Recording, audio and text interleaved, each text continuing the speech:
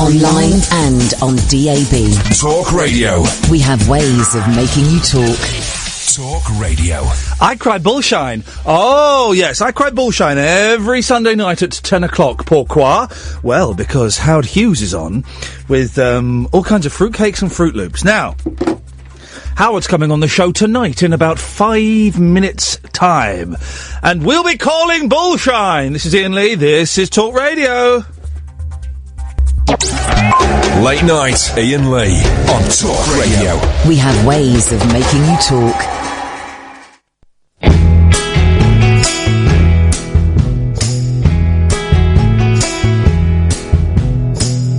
I'm so glad that I got her to think of. She's fine as any Valentine. I think about her all the time.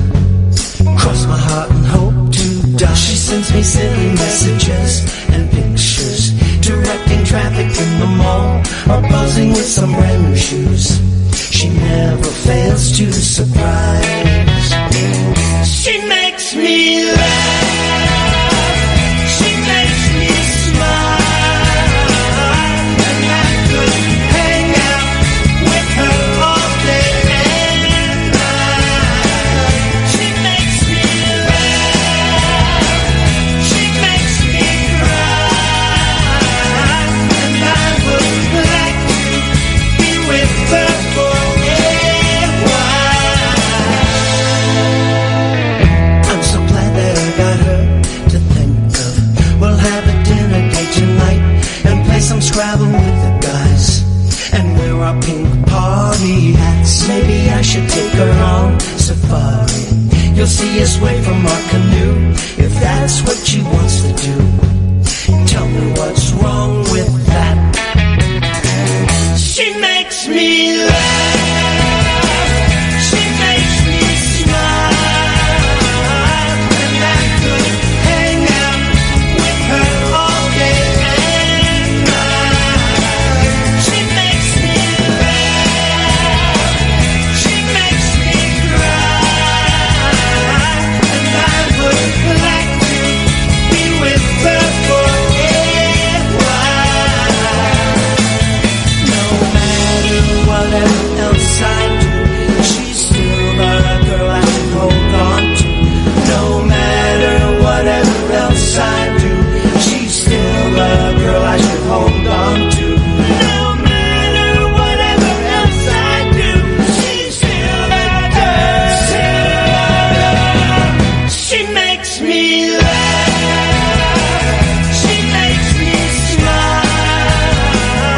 And I could hang out with her all day and night.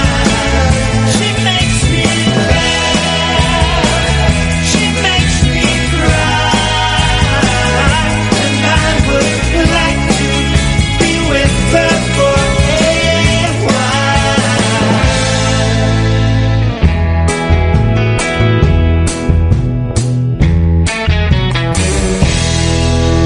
So, dear listener, Iain Lee, Talk Radio. I've left my nice headphones at home. I say nice, I mean my lucky ones. I say my lucky ones, the ones that mean I can hear the phone calls, because these ones have got limiters on or something, I don't know. So I may struggle to hear the phone calls.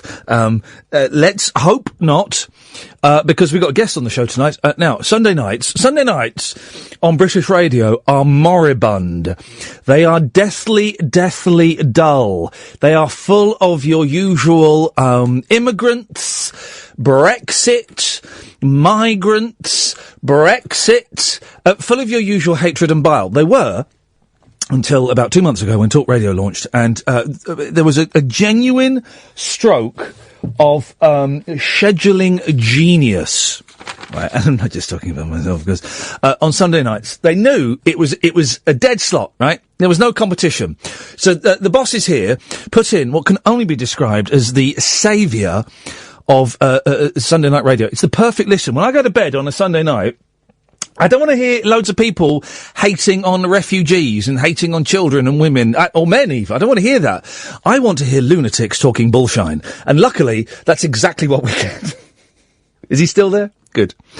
It's brilliant. Honestly, if you've not listened, 10 o'clock on a Sunday night, Howard Hughes talks all things weird, wonderful, and, well, let me say weird again, because we cannot stress how weird those things are.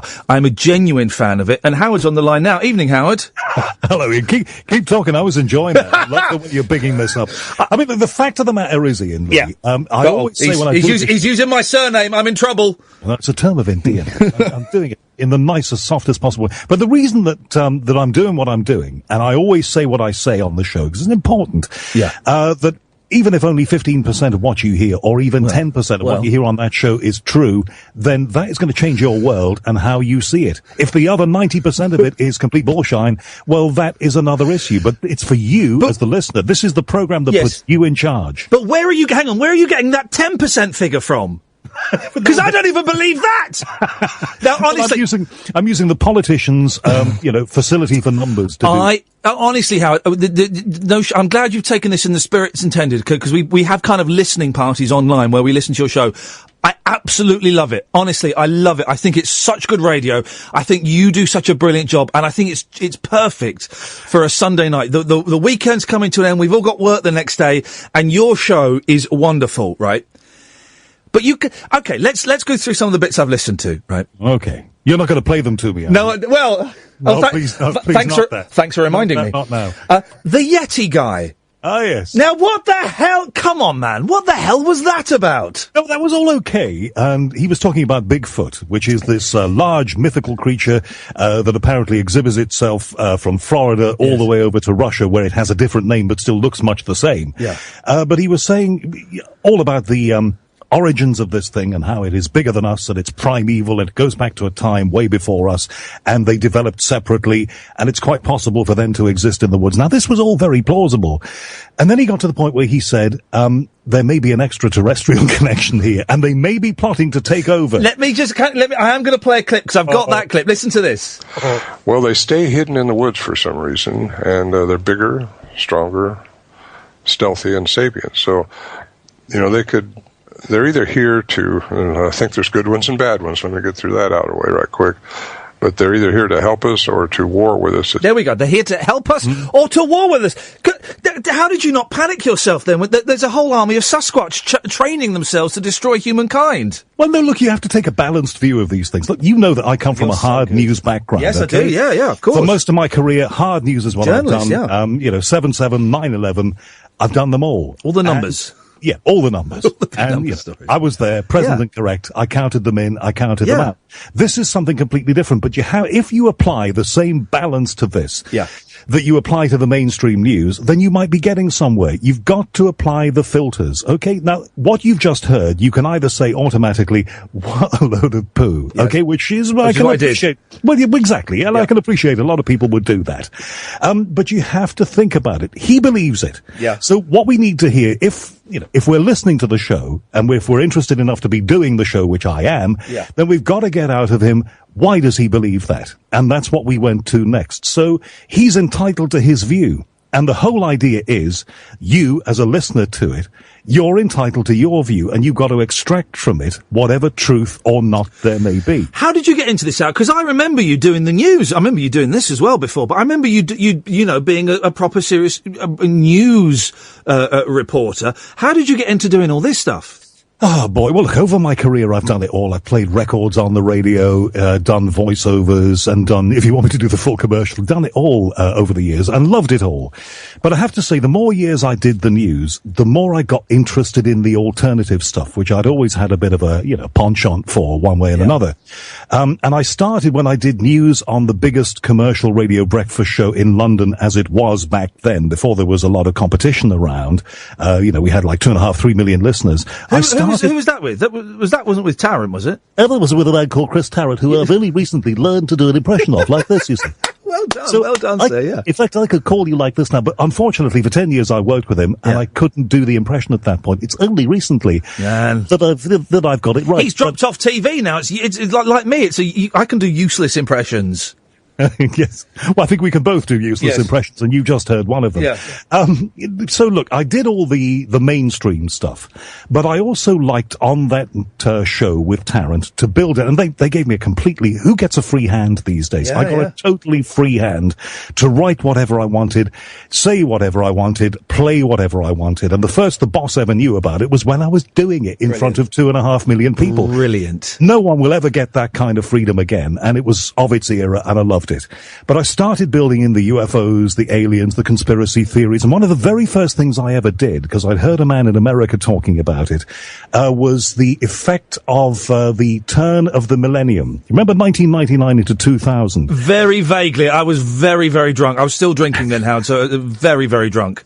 Well, I can believe that. I thought you were going to say you were very, very young. I wouldn't have believed that. But 1999 into 2000 was meant to be Y2K bug time. Oh, yeah. But we were doing it on that radio station in the news 6 months before anybody picked up on it here. And it was a great scare story. And there were lots of very credible people saying that computers controlling key systems, including nuclear missiles. And planes were going to drop out of the sky, weren't they? Every damn thing. In fact, there were serious people saying that we need to stop everything for the few hours in between 1999 and 2000. In fact, most systems cope with it.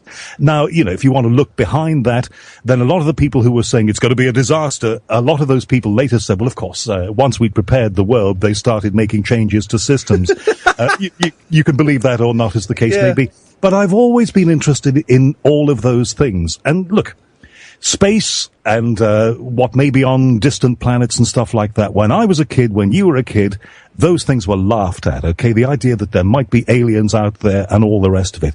Now, it's in mainstream news. They don't do it properly still. That's why I'm doing what I'm doing. But, to answer your question in a few words rather than many words, I'm very interested in all of this stuff, and I wanted to apply the skills of the journalist and also a bit of that entertainment radio background that I've got to something like that. It's a big ask. Yeah. It's a lot to do. Some people don't understand it. Some people think that because I'm doing the show, I'm not a skeptic, that I believe it all. And, they miss the point.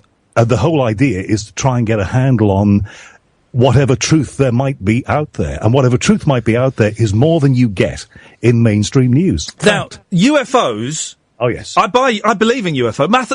Scientifically, mathematically, there have to be other life forms out there. There have to be.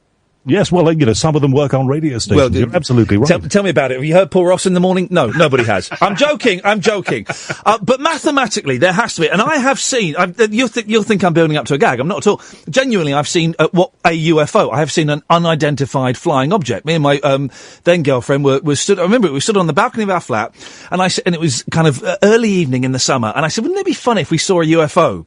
And then we both went, oh my God, look at that. And we saw a bright light travelling very fast in a straight line, disappearing away from us. And some people suggested it might be those Chinese lanterns. It wasn't at all. I have no idea what it was. Where was this, by the way? This was of the nation? This was in North London, Muswell Hill. Okay. And we saw it, and there were a few sightings kind of round then. So I believe in the UFOs. I believe in the aliens. I'm not convinced that, loads of rednecks have been anally probed or anything like that, but scientifically, but how do you know? Damn you! Have you ever seen anything? Have you ever seen a ghost? Have you ever seen a UFO? Yes. Have you ever seen anything? Yeah, I've been wanting to, begging to see a UFO for years. I haven't. Yeah. But I was working in a radio station. Most of my stories are to do with radio stations because I'm one of these sad people. I've sort of lived in radio studios most of my adult life. It's terribly sad. But a few years ago, I was working in a radio station doing a late night show like this one at the top of a big tower, filling in for a man who up in that area of the world is a big celebrity. You might know who I'm talking about. Radio station, top of a big tower. And we turned the lights down at night. Only me and a guy called Jonathan, the producer there. Jonathan was in the studio. I went a 4-hour show. You occasionally have to leap out during the news to answer the call of nature. Yes. So I did that, ran to the loo, ran back, got to the studio door, and there was a little man. This is a really true story. Little man. James Whale. No, much smaller than James Whale. Little man in a cloth cap standing there who disappeared in front of my eyes. And I thought, I wasn't scared. I was just, you're a ghost. And he disappeared. I went into the studio. I hadn't talked about it with Jonathan, my producer, that night. And I said, Jonathan, I've just seen a little man with a flat cap. He said, you've seen him, haven't you? I said, seen who? He said, the ghost. So I've seen a ghost. Yeah. But who was it? Did you investigate and find that a tiny man had died? Well, look, this particular tower was built in the 1960s, and any construction project at that time, even today, there is a certain amount of loss of life. There is a certain toll involved in that, and the man up there is believed to be somebody who perhaps was involved in the construction of this, and had decided to remain forever. Do you not worry, right? Because do you not worry that some of the people that you get on your show... I mean, you had a really nice bloke the other, on Sunday. I had a bit of Sunday show because I fell asleep. No disrespect, I was knackered. I heard the guy with the chip in his brain, and I've heard him before. He's good. He's had a microchip. He's a proper professor. He's at the top of his tree. And that's to see how the brain can interact with computer technology and all of that stuff. He was great, right? Exactly. But then you have, didn't you have someone called Princess Kaila or something once, and she was a remote viewer, and she had gone back to see JFK being shot or... Martin Luther King. Excuse me, of course. MLK. It was Martin Luther King, and I'm just sat there thinking... And she was giving the flimsiest evidence I've ever heard. Do you not worry that some of these people can be quite dangerous in the bullshine webs that they weave? Well, no, I don't, because of a couple of reasons. You know, we're all experienced at what we do. So if they're getting too outrageous, if they are going to infringe any rules here, then we've got to close them down, and the ultimate sanction is to get them off. Yeah. In terms of being dangerous, well, it's a view. And, you know, the view can be as strong. It's like anything. If you get a politician on there, you talk to them, they'll put a view across. Now, whether that view is strongly presented, whether it's good, whether it's cogent, whether it's worth hearing, you'll know as soon as they open their mouths and start talking. Your audience is not stupid. They will know whether the person is... Howard, my audience may be stupid. I'm going to, just to put that cap... I think I've got a suspicion a significant percentage of my audience is actually stupid. But I take your point. Yes, yours may be slightly more... developed. I'm glad you said that, because half of them are probably going to be waiting for you outside the studio when you finish tonight. Yeah, they will. But anyway. But so you don't, because I do worry. Listen, I think when you die, that's it, you switch off, and there ain't nothing else. And I've got no evidence to support that, but that's kind of what I believe. And I don't buy ghosts. And I do worry. I know you tend not to do this, but I do worry. You know, the mediums you get I can talk to your dad if you give me 50 quid. I do worry that those people are, they're exploiting the vulnerable, aren't they? I think that's a point that you have to put to them every time you talk to somebody like that. And then part of the art of it all, and I'm hearing myself come back at myself, Ian, if your producer can do something about that. But this I think, this happens on your show. This is the rubbish studios they've built for us here. Well, Ed's going to hit it with a hammer. They're quite pitiful, aren't they? Yes. Anyway, we're pros. We'll carry on. Are they dangerous? Well, no, I don't think they are, because it's my job to probe them. And one of the things look, I do a podcast as well. The podcast came first. I've been doing the podcast for 10 years. So late last year, Talk Radio came along and said, would you like to bring a version of that show to our radio station? Now, one of the things that the international listeners of the show always say about me is that I'm not afraid to be hard with the people. I mean, we had James Van Praagh on last night. He's one of the most famous mediums in the world. He's internationally famous. I'm sure he's a millionaire by now. He's on television all the time. He's done Oprah, Larry King Live, his own series. Big name. And it was very good to get him. And we had sound problems with him, but that's by the by. Big name on the show. And the American hosts who talked to him would not do what I did. I played a 30-second clip of James Randi, famous magician and famous debunker, debunking him. And I thought, look, you're big enough, tough enough, and hard enough to take this.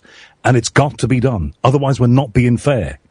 And that's what I did. And that's the difference between this show, and I'm not saying this show is the best thing since sliced bread. It's still developing. Yeah. But that's the difference between this show and shows in other parts of the world that I call woo-woo shows, and they just go, oh, is that real? Are you you saw a man with 3 heads and he walked into your bedroom? Wow, that's amazing. I don't do that. It's interesting you mentioned James Randi. There's a brilliant book by a gentleman who's coming on the show in a couple of weeks called Will Storr. It's Will Storr and the Heretics. I can't remember. And he interviews James Randi. And James Randi's a really interesting guy because there are several accounts of him. You know, he has this big thing, right? If you can prove you've got special powers, he'll give you $1 million. $1 million. $1 million. No one's ever won it, right? Partly because he keeps shifting the goalposts. There have been several incidences where people have been just about to enter the trials, and he's gone online and slagged them off and said, "Oh, that person's pulled out of this trial. That person was a fraud. No, I'm not doing the trial with them." And there was a Greek doctor who was going to do homeopathy, and the person is going, "No, hang on. What are you talking about? Why are you going online and bad-mouthing me? We've not." And there are a few instances of that. And James Randi is, there are one or two moments in his career when he's told quite big whopping lies to get his point across. All right. Well, doesn't anybody in any public position? Not me. Are you Never. sure, Iain? Never. You're certain about that? Absolutely never. All people, there was a phrase that was used by politicians 20 years ago, it applies today. Whatever public position they're in, they can be economical with the truth. And I'm not saying he's been that, let's make that very clear. But, he's got a point to make, as you say. But what you said at the very beginning of this was that you didn't believe any of it. Now, James Randi, who is the debunk meister, we might call him, if you're saying, and this book is claiming that he refused to test certain people, that must be because perhaps he believes some of it and actually believes they may well have the powers that they purport to have. If the book is correct, and we don't have James Randi here to speak for himself. No. I'll speak to Will Storr when he comes on. I must, Kath, remind me to ask him about James Randi, because it's a fascinating book, and it's a brilliant chapter in this book. How are you finding the show, Howard? In its early days, it's easy for me, because I do 5 a week, and if I do one that I'm not happy with, I'll probably be doing one tomorrow. And I always found when I was doing one show a week, if I did one that I just thought, we didn't quite get up to speed, I had a whole week worrying about it. How are you finding it? Are you enjoying it? I do other things, as you may know, during the week. So during my working week, I'm always keeping an eye on how the show is shaping up, who's going to be on it. And I always look at it in terms of a balance. And if I don't think we've got the right people confirmed for a show, then I'll want to get somebody else on there. The one thing we don't want to do, but inevitably, look, this is live radio. You're taking a risk every time you go on. And as, I'm from Liverpool, every time you go on there and open your gob, you're taking a risk. So I try and get the best possible balance. Yes, I worry about the show. Of course I do. And especially one show per week, because it's very hard when you're working in other places to go to another place and get into the rhythm of that. But, look, you may not know this, but I did the same show on the old Talk Sport. Yeah, I used to listen to it. Yeah, which, was a completely different thing. Then it ended. And then my listeners emailed me in their hundreds and said, don't let that show. I was going to let it go. Yeah. But my listeners emailed me in their hundreds and said, take it online. Turn it into a podcast. So I learned podcasting. I learned the technology. It's not that difficult, and anyone can now do it. So I learned to use my skills in that way. But look, do I worry about the show on Sundays? Doing one show a week is difficult, but I love the thing, and I hope that comes across. Yeah, I'm gonna play one more clip if you don't mind. I know it's cruel of me to play clips of yourself to yourself. Is it one that makes me look a plonker? No, not at all. This was right. I knew, because I had listened to your show on Talk Sport. But listening to this is when I knew your show on a Sunday night was going to be regular listening. You had a fella on. Mm-hmm. I'm so sorry. You had a fella on. Talking about haunted airports. Oh, yes. And he said this. What would be the one event that you would like to happen that hasn't happened? What's the one bit of proof that you would like to go to a base and get? I've never seen a Phantom aircraft land on an airfield in front of me. Yeah, because they don't exist. That's why you've never seen a I felt so sorry for that bloke. I've never seen a Phantom aircraft land. That's what I'd like to... It's never going to happen. Well, look, it's his view. He's entitled to his view. It's never going to happen, Howard! You should have destroyed him! In the intervening weeks, since that was the first night... Don't tell me he's seen one now, has he? We were all a little nervy on that first night, but that was the first night when we were feeling our way. In those intervening weeks, it may well have happened. Who are you, Iain Lee, to naysay that? And that is the beautiful kaleidoscope of life, the world, hard science, weird science, and the paranormal that we plumb and probe every Sunday night. You're probing David Icke. David Icke pulled out on us twice, and now he won't return our calls. Please don't jinx it. You've nicked Icke from us. I'm due to be recording it tomorrow, and David, if you're listening, don't forget our appointment to record, because otherwise Oh, You're otherwise screwed. we'll have a, Sunday we'll night have is a gap. screwed. Howard, honestly, mate, I'm glad you take it in the spirit it's intended. I genuinely, we all love your show here. You know, Kath and I listen to it and we text each other and the listeners love it. I think it's brilliant. I think it's such a breath of fresh air. It's exactly what radio needs on a Sunday night, and I wish you every success with it, Howard. That's really kind, Ian. And, you know, I wish you every success with what you're doing, but you don't need my wishes. You're doing brilliant. You have an open invitation as well. Anytime you want to come on and plug the show, you're more than welcome. Hey, top stuff. Have a good night. Cheers, mate. See you later on. Thank you. Ta-ta. Bye-bye. What a nice bloke. Couldn't you just bathe in his voice? Couldn't you just bathe in that man's voice? Honestly, right? It is such a good show. If you believe in all that stuff, it's a brilliant show. If you don't believe in all that stuff, it's an even better show. And quite often we go on Twitter and we use the hashtag Bullshine, and we will kind of have a listening party online. And I cannot recommend it enough. Howard Hughes, Sunday nights, 10 till 1. And we're not... You know, we've been asked by the bosses to kind of like plug all the other... Got to plug all the other shows. And I'll do a live read for the other show. And if I've heard something on another show that I thought was good, I'll mention it. And John Holmes' show is brilliant, right? And I'll do all that. But that was that wasn't from the bosses. That was me genuinely saying, we've got to get Howard on the show, man. We've got to get Howard on the show. And I sent him an email, and I'm so glad. What relief he takes. He came on and said bullshine. Can we just clip his bullshine? Can we get a clean bullshine from Howard, please? Let's go to the first caller of the night. Oh, that was Caddick. You're the first caller of the night. Nicky, what happened, man? First time. I don't know. First time nerves. First time nerves. It's okay. The first time was disappointing for many of us in so many ways. At least you've had a first time. I don't think Alan has yet. Alan, you're breathing through the mouth. Good. Our breath could have been quite a day. First of all, what did you think, Alan, about Howard Hughes? Jury's still out. What, on him personally? Yes. Why? I've never listened to his show. Well, do you believe in ghosts?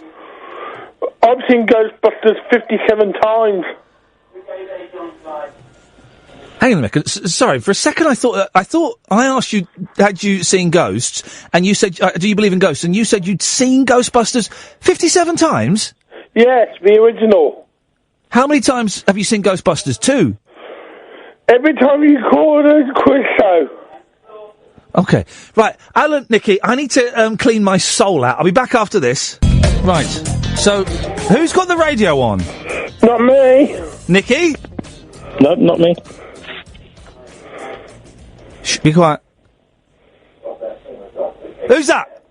Oh, my mum's got the telly on in the living room. I'm transferring to the back garden. Transfer to the back garden, ASAP, Caddick. Yeah, I'm in the back garden. Nicky? Yes. What did you call in for, boss? Well, first of all, nice to speak to you. First time caller, long time listener. There we go, ladies and gentlemen. Thank you very much indeed. Since LBC days. I was at the Richard Herring podcast recording tonight. There's this evening, for those who don't know, I was interviewed by Richard Herring for his Richard Herring Leicester Square Theatre podcast. It'll be out on the 15th. How did you find it, Nicky? I thought you were brilliant. You looked a bit nervous at first when you walked on the stage. Yeah. But I think you soon took control of it, and you were very funny. Well, you're very kind.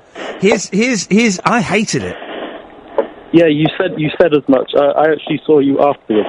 All I did was stand awkwardly next to you. I didn't actually think. Oh, no, that's what you should have said. Hello, but, these things are... you're the person that tweeted that you were scared about calling, but you might call? Yes. Got it. I got you. I'm there now. I'm with you.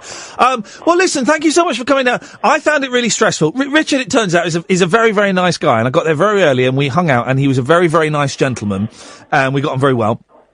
And then he kind of goes into Richard Herring character mode, which is fine. I was a little bit too sweary, which I do when I get nervous. I actually enjoyed that. Oh, did you like the swears? Okay, fine. It made a nice difference from the radio show. Good. But I found, I hated it. I hated it because I'm genuinely very intimidated by him, and that's fine, and that is what it is, and that comes from me, not from him. Alan, can you shut up? Okay, I'm in a soundproof box now. Just be quiet.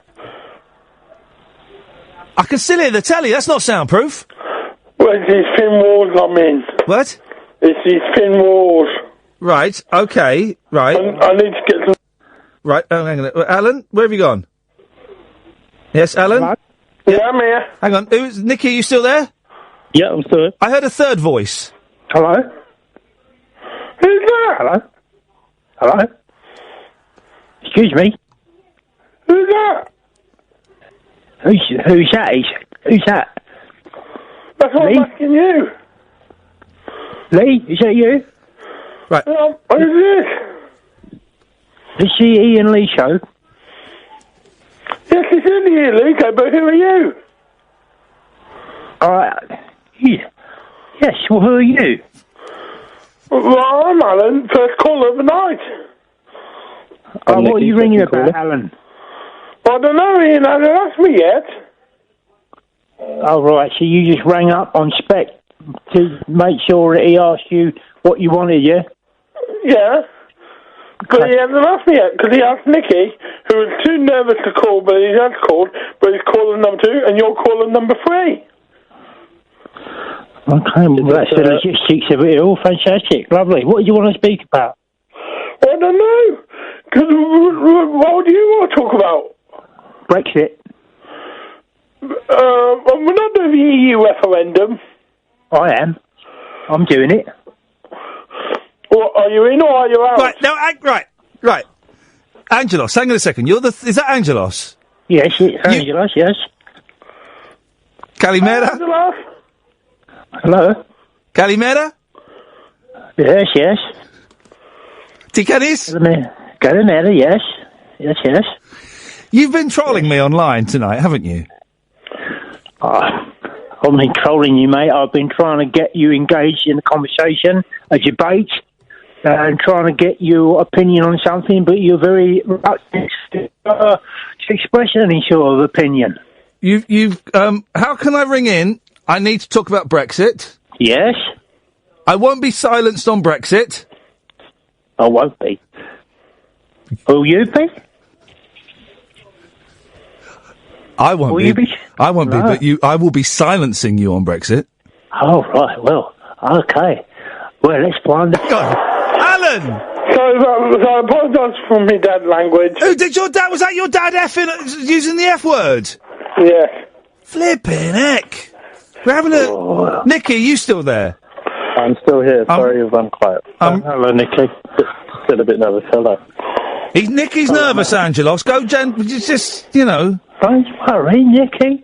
What, did you enjoy Herring and Lee tonight, Nicky? Very, very much so, yes. Where did you go and see that? That was in Leicester Square. Okay, and how much did you pay? Oh, I can't remember. Can I get it on iTunes? Yeah, right, Alan, I'm going to cut you off. Okay. That was easy. Yeah. Nice fight there. Next, how much did you pay, Nicky?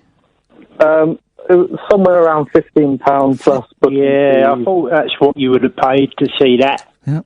Have you been on the Richard Herring podcast, Angelos? You won't have me on there, mate. No, exactly. Yeah, it's class. No. Top act.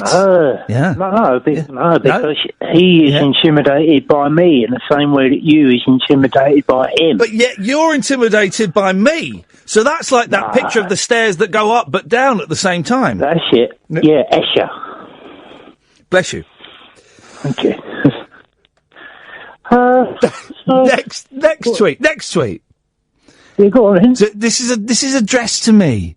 You tell me, Nick, if you think this is trolling or not. At Ian Lee, you're just a mouthpiece for the puppet masters. Oh, I think you are. Nicky, what do you reckon? Is that trolling? Just a little bit, yeah. Yeah. Oh, you think that's trolling, is it, Nicky? Just a little bit. You give me your Twitter address, mate. I'll show you what trolling is. No, don't you dare! I actually barely use Twitter anymore. Oh, well, you got trolled? No, I just got bored of it. Yeah, no, fair enough, mate. I found that I was speaking to nobody in particular. Well, that's Angelos. Yeah. That's Angelos every time he steps on stage. Oh, there we go. Another one. How did you get on tonight, then, with Richard Herring? Yeah, brilliantly. I loved it. I got loads of laughs, and everyone loved me. What did you talk about? Did you go out of your comfort zone? I got very close to the edge of it. Did you? Did you? And where is the edge of your comfort zone? What sort of subject? It's just kind of near my anus. Well, yes, that's what I thought you resort to all that. All bodily stuff and the bum and that. Thank you, Nicky. So, do you want to take it on with Brexit with me? To me? No, not you, Nicky, no. I know that you're out. Right. The thing is, Angelos... Yes? It's really boring. What is? Brexit. Oh, yeah. Listen, mate, this is the biggest ever decision you will ever make. Okay? Like, you have got to vote whether or not to be in it or whether you can go out of it. I know what it is. I know what it is. Well, a lot of people don't know it. Yes, they do. They don't. Everyone. Hello. Hello, they do. You're saying that there are some people who don't know that they can vote in or out of Europe, and those are the choices. There's loads of people that don't know about that. Who? Well, Keith up the road doesn't know. Does he not? No, he does now, though, as I told him to listen to this. Now he knows. But there's like loads of people like that don't know. And if you have to register online to vote whether or not to go in to Europe or not. Or yeah, but the thing is, Angelos, right? Yeah. It's what was that? Huh? Yeah, it's boring. Yeah, you're boring. I'm going to ignore that. Okay. And it's on all the other radio stations. I bet. And now it's on this one. Well, no, I don't. Join the club. I don't want to join the club. You're in Brexit now. No, I don't want to join. No, I'm not. I don't want to join the club that talks about. But I bet if we go to LBC right now, right, I bet. Yeah, Katie Hopkins. No, it's not Hopkins. It's Ian Collins. Right. What are the chances of having two presenters on at the same time of night, both called Ian? Yeah. About 25 to 1. Okay, so that's lower than I thought. Yep, but still worth a punt. Worth a punt, yeah. Ladbrokes. Let's get Paddy Power. Coral, William Hill, any of them. Any of them. Near the Turf Accountants. Let's have a little listen to this. Is LBC? Well, that bit wouldn't have been biblically referenced, would it? No, that's not a bit. So that's just become a kind of contemporary interpretation. No, they're not talking about Brexit. They're talking about Muslims fasting for Ramadan. So Ramadan. Ramadan ding dong. That's it, mate. I said it first. Yeah, but only because you knew I was going to say it. You only said it after I started saying it. Yes, mate. All right, ghosts then. If you don't want to talk about Brexit. How have you made the leap from Brexit to ghosts? Everyone makes the leap from Brexit to ghosts. It's the go-to subject. Right, stay there. I'm going to play an advert. Shush, button it. Stay there. Come back in a minute. Evening, this is Iain Lee, Talk Radio, 0844 499 1000. Nikki's on the line. Evening, Nikki. Evening, hello. And Angelos you're basically trolling the listeners now, Angelos. Okay. Well, no, it's not okay. I kind of feel you owe them an apology. Sorry, everyone. But without the sarcasm. Without the sarcasm. Okay, yeah, sorry, guys. Really sorry about trolling all of your listeners, all three of them. And do you know what? It was really nice until that last little bit at the end, but I'm going to ignore that because I'm a bigger man than you. Yeah, okay. You're welcome. Okay. You want to talk about ghosts? Yes, I do, actually. Okay, fine. Have you been smoking drugs tonight? No, I've not. I normally suck on my bong, but tonight I haven't done it because I knew I had to come on here and deliver a very powerful speech about Brexit. But you tried to silence me, but I still haven't smoked anything. But I bet you've sucked on something tonight. Right.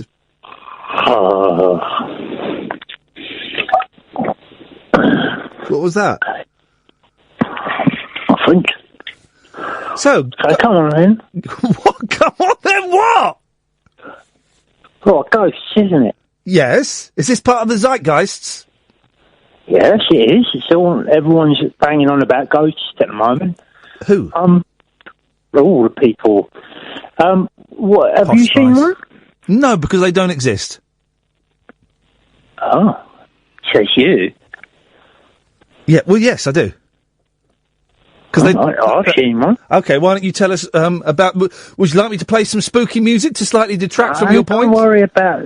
no, don't worry about that. No? I saw one at the Odeon. The Hammersmith Odeon? No. It was Colchester. The Colchester Odeon, you saw a ghost. Why don't you tell us about that? This is Casper.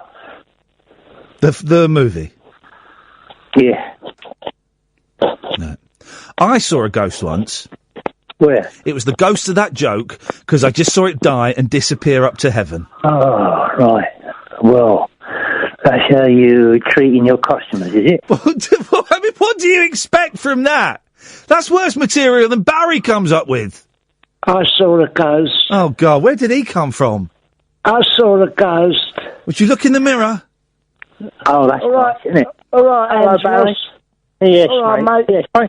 Thanks for ringing in, mate, because this bloke is an handful. Isn't he? It's rude. It's very rude, actually. It was a dark night. It was windy. It was windy outside. I'd just gone up to bed to take a little bit of hot milk, malted milk, to my wife, Margaret. She liked it in bed, although it did stick to her moustache a bit. If she dribbled it down her chin, and, she looked like Colonel Sanders, with her malted milk. Finger looking good. Who's not a military man, can I just say? No, he's not. And but she is I believe he was a slave owner. Yeah, he wasn't a military man, though. No. Colonel Sanders, he never served anywhere. No, well, except in his the fine KFC restaurants. He's never served none. He was a right chicken, he was. He really was. Chicken. Suddenly, as I looked at this is the story. I'll go back to the story. Yeah. Okay. Stop. I give Margaret Oh, dear. malt. I give Margaret... Oh, dear. Sounds like you're leaning backwards. I give Margaret... That's better. That's better. So all I'm saying is that's better. Go. In your own time. I give Margaret her malted milk. It went on her top lip. Always a laugh, and that. Suddenly I heard a noise. A ghost had come in. Where? Up through the bog? Yeah, come up through the bog. Like that snake come up and nipped that man who's, dingle dangle. It was like that come up through the toilet. Come up through the bog, it does. They do that. Well, I've heard they do that. Well, because it's the easiest way in. They come up through the sewers and then up through the bog. And then, if you can get possessed by them because a lot of them ghosts go up through your bum, Yeah, well, this one come up near my bum, as I was sitting on the toilet. I said, what the hell are you doing? Victorian gentleman he was. I thought you were delivering... I thought you were giving Margaret some milk. Sorry, Angelos knows I then went to the toilet. I didn't turn that bit, did I? I left that out. So I'm sat on the toilet sort of thing, and this Victorian ghost come up carrying an old oil lamp. Well... I tell you something, with the methane in there, the combination could have been lethal. Anyway, he says, excuse me, and he said, is Lord Timothy in? Well, I know for a fact that my house is built on an old, ancient mansion site. Where's this, in Watford? Eh? In Watford? Yeah, the Watford mansion. Was the Watford mansion in the bushy area? Yes.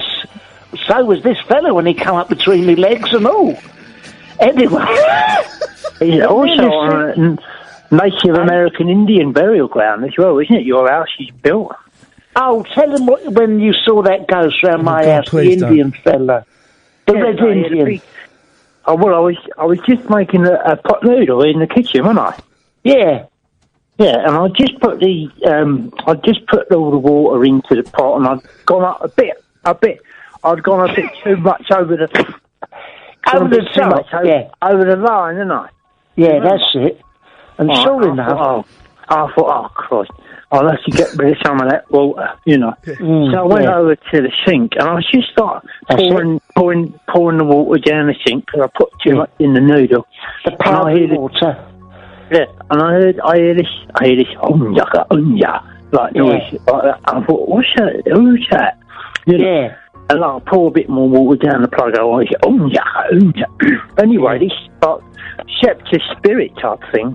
That's it. Comes up through your sink. Plug hole. Yeah, that's it. Right through the plug hole, and he says, "Listen, mate, listen. I'm Geronimo, and he has a big axe in his hand. Like he's all ghostly because it's like midnight." He said, "I'm Geronimo, and I'm a ghost, and I live on the Native American burial ground here. Don't pour your water down this hole because you're going to burn someone, you know." That's it. I didn't think nothing of it because I've been chucking on my bong that night, you know. Yeah. And then he went back down into the plug hole, and that's the last I ever heard of him.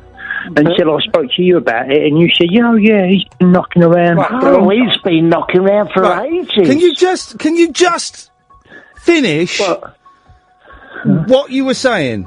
Oh, well, basically, I farted and he disappeared back down the toilet, in my case. I think we've got... It's funny enough you should mention that. What noise did it make? Like that standard fart noise. Not you. Oh, sorry, the ghost. Yeah, what noise did the ghost make? No. Yeah. He just come up through the... He just come up through the bog and went... Is this really what we've... No. No. No. Please. Please. No. I meant... Oh, sorry. Angelos' pot noodle. No. The ghost. No. Oh. What did he do, Angelos? What noise did he make? Angelos, is he gone? I think we have a recording of it here. Hang on.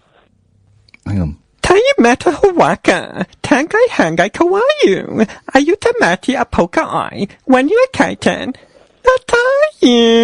Was that it? Was that it? I think so, yeah. Well, I think Angelos is gone, which is... Oh, well, he's gone. He's been spooked. I'm going to go now. Please. Please do. No. No, Barry, thank you. No. And thank you, thank you. Nikki, did we get to the point of what you wanted to say? Did we get to your point, Nikki? Well, I was praising you for the Richard Herring podcast. There was something else I wanted to talk about as well. Yeah, go on. But I'm not quite sure how I can follow... you can follow it anywhere you want. On Friday's show, you mentioned something about a football match. Oh, yeah, we're going to have a five-a-side football match. I'm regretting the idea already, but we're going to do it. Well, I was just wondering if I could put my name forward for that. Yeah, of course you can. Yeah, I actually live around the corner from the pitch you were talking about. Oh, mate, in that case, then, you're in. Yeah? In that case, you are in. I'm trying to find something... This is what I'm trying to find. This is what I was trying to find. Hang on a second. Oh dear, I'm trying to find. That's what I'm trying to find. Hang on a minute. This is what I was trying to find. I need to get. Hang on, bear with me. It'll be worth it. This is what I was trying to find. Hang on a minute. Bear with me. Okay. Hang on, bear with me. It'll be worth it. Here we go. This is what I was trying to find. Hang on, bear with me.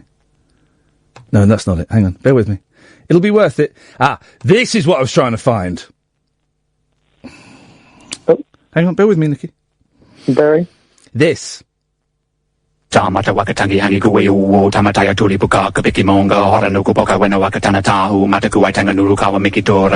was trying to find, and I found it eventually. We got there in the end. Excellent. Nikki, your name's on the metaphorical list, as I haven't compiled a list yet, but what the hell? Yeah, you're in, man. Excellent. When is that likely to happen? July. July, excellent. July-ish. July the ish. Okay, I look forward to it. Nice one, man. Thanks for calling, Nicky. I'm glad you found the courage to, and thanks for coming along tonight. During the break, I'm going to be feverishly clipping this.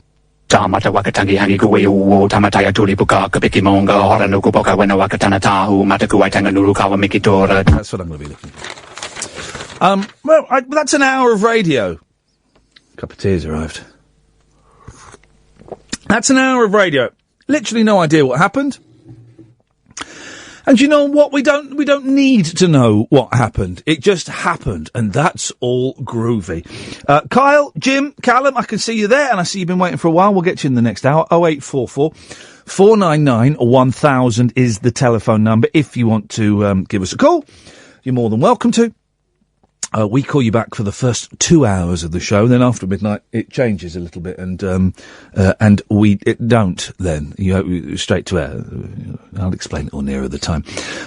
If you want to watch the show, I've just turned it off because I was trying to find something on my phone, but I'm going to turn it on again now. You can Periscope, periscope.tv /Iain Lee, yeah. Oh, it's this. Talk Radio. Give us a call if you want. 0844 499 1000. We've got a few lines for it. It's all very, very busy at the moment, which is awesome. Periscope is back up and running. Yes, be back after the news.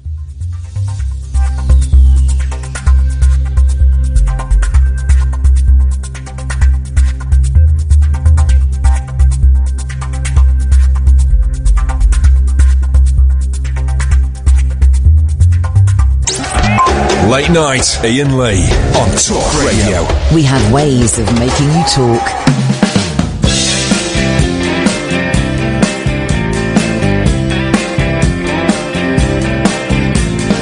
I'll bring the chips and the dips and root beer, even though dark purple rain clouds are near. When you come around, you bring the summer.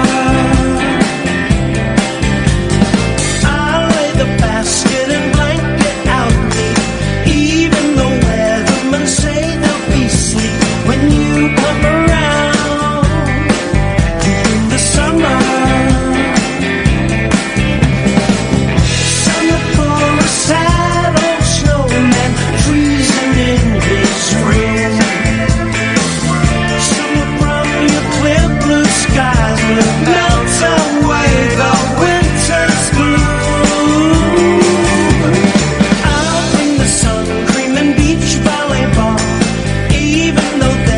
No sand here at all.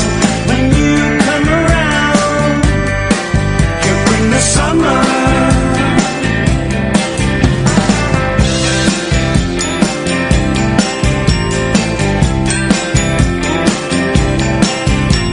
When you come around, you bring the summer.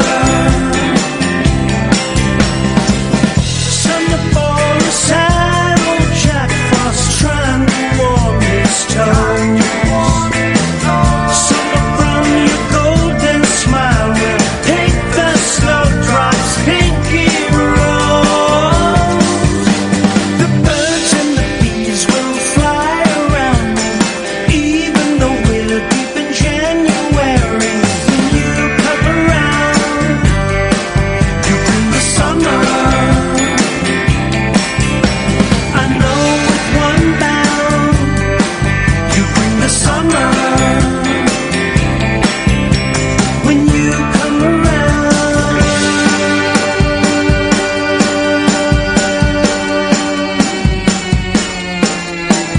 summer baby, you bring the summer.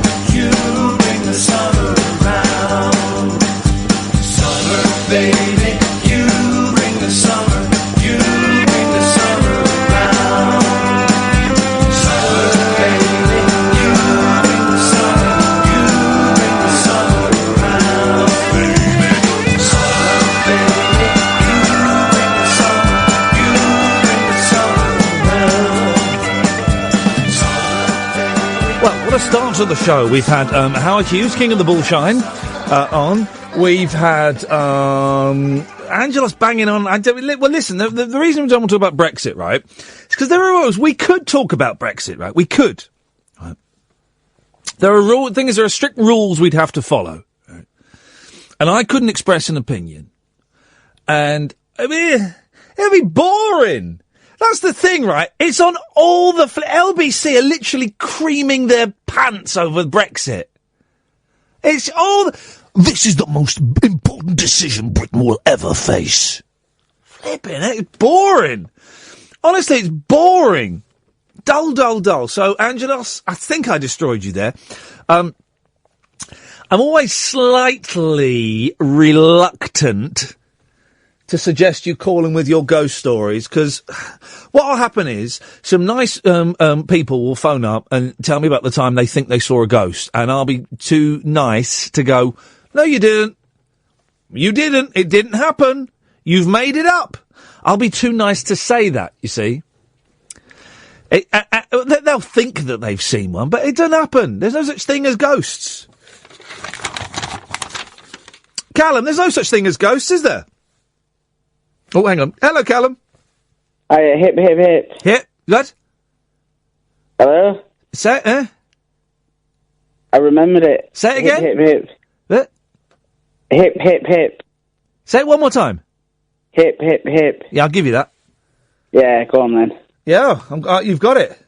Thanks. You're welcome. Hang on a minute. Can I just... I got some new buttons delivered this week. Can I just... Try one out. Can I just try a new button out? Hang on a second. Where did I... Yeah, go on, have a go. Just put my new buttons. Here we go. You should do it. Ball shine. Yeah, I got it. I got it. Thank you, team. Thank you, team. And then while we're talking, I'm going to do some pretty cool editing at the same time, because that's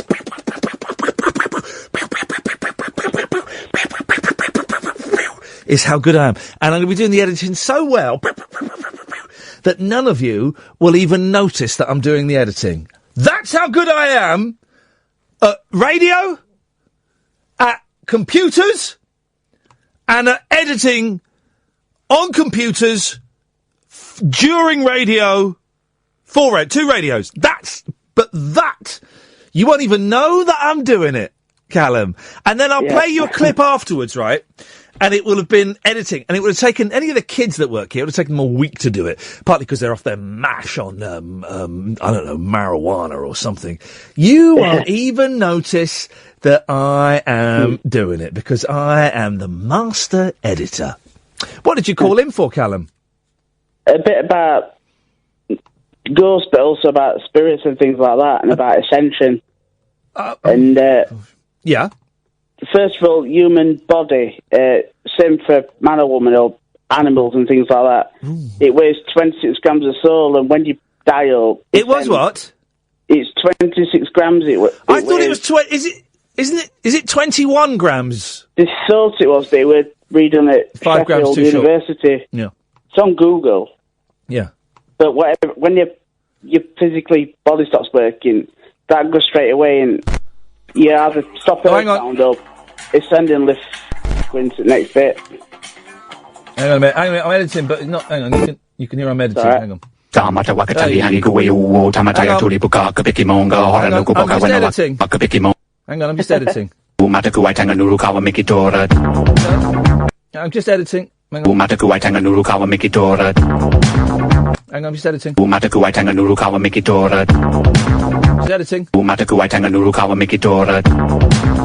editing. Just editing. Just editing. Just editing. No, it's really difficult to do. You'll get there. I will get there. Anyway, go on. Yeah. So the soul weighs 26 grams. Where did the extra 5 grams come from? I think they found it weird. I think with new technology and things like that. But I think 80% of people... Isn't it? Now, remind me how they know how much the soul weigh. How do they know how much our souls weigh? I think they put people, if I've got it right, on a slab. And when on a slab? they all weigh the same. Yeah, no, things they do at these. Hang on, they put people on a slab. That's what I was told, yeah. This is how you described it. They put people on a slab, and when they went, they all weighed the same. Yeah. I don't know what that means. When they went where? When the physical body stopped working. So all these people died on a slab? Yeah, to test it, like on weighing scales. But how did they guarantee that you would die on a slab? I think they must have got certain people at the end of their life, and do you know what I just did? Well, I edited this. Right.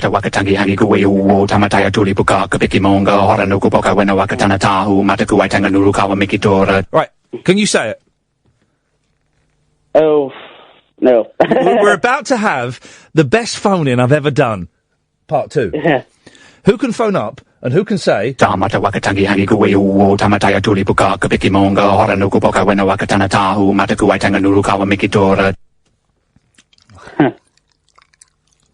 have a go, Callum? No, I might work on it in week. It's like rapping, isn't it? It's like this is the first rap song, yeah.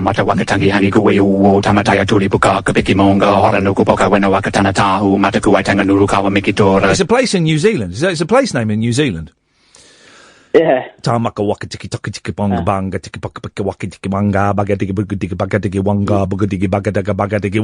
pretty close. Can anyone get closer? I don't think so, Callum. Yeah. Oh. So they weigh souls on a slab.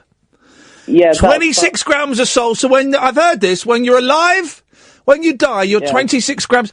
Is that not just the air? Because you know, you know your spirit, your frontal cortex. When you physically start working, you pop out of there, and I think 80% of people get ascension into another world. Yeah. And I think only 20% like stop Earthbound, which like you go. Here's the thing, Callum, and I'm going to say this, and I feel like I'm treading over old material, but what the hell? Here's the thing no one tells you about what happens when you die. I know. Go on. I think next bit is funny for No. I think. No, hang on a minute. When you die, you do what is known in the legal and medical profession as a death poo. Yeah, I've heard that, yeah. You do a death poo. Sometimes you achieve a sexual climax and you urinate yourselves and you do a death poo. Because this is why I'm constantly going for a poo. Because all of your muscles, when you die, obviously relax. And if you have anything up there, out it comes. It's got to come out, yeah. If you haven't got anything out there, there's nothing to come out. I don't want to be caught short when I'm dead. Not worse. I don't want my mum or my kids or my wife or some poor ambulance driver to have to remove not only a dead body, but a dead log. I don't want that to happen. Yeah, well, they'll be used to it. So what happens then, Callum, when you die? Well, apart from the death poo, there's like another world you go in. I think this bit's not main bit. It's like a stepping stone. And my grandma went in 09, and sometimes you're going to say it's bullshit, but sometimes I feel like I contact her and I'll ask her stuff. Oh yeah, what does she say? And well, like me sleep, and I'll meditate. Yes. And then if I've got problems with next stuff, answer appears, and I'm very good at telepathy. I can be thinking of my mum or a friend, and phone will ring, start no reason, and I don't want this to because I'm that wizard kin, because my friend's a wizard as well. I don't want to do that, but I know you'll say it's all bullshine, but I don't think there's something in there. But I find it calming to think like that, but each to their own. I'm not one of these people who's going to go shouting and bawling. I think you think what you think, I think what I think. Bullshine. Now the thing is, I love that bullshine though. I love it. Bullshine. I love that bullshine. Go on. Bullshine. Bullshine. Bullshine. Bullshine. Bullshine. Bullshine. Fantastic. Bullshine. But here's the thing, right? If it works for you, man, who am I to question it, right? Yeah. But it's nuts. I know a lot of people say that, but I can take it. I'm a big enough man. Not in size, but in mental capacities. How big are your mental capacities? Pretty strong. I listen to a lot of opinions and a lot of bullshit. I've seen a man throw someone across the room psychically without laying his hands on him. I've seen that. Yeah, I've heard stuff like that. I've seen that happen. I think. I can stare people. I've got one of them stares. Go on. Well, if people annoy me, I just give them eye contact. Stare at me now. Stare at me now. You're on radio. I could try it. Go on. Let's put it. Hang on. 1, 2, 3. I felt that. Yeah. Yeah, I did feel it. Really? Yeah, I did. I felt it right in the middle of my forehead and in my stomach. Oh. You might need a poo. I'm joking. Well, you never know. You never know. You never know. Well, Callum, you certainly given us a lot to think about. All right, thanks, Ian. Always a pleasure to talk to you, mate. I love you too, buddy.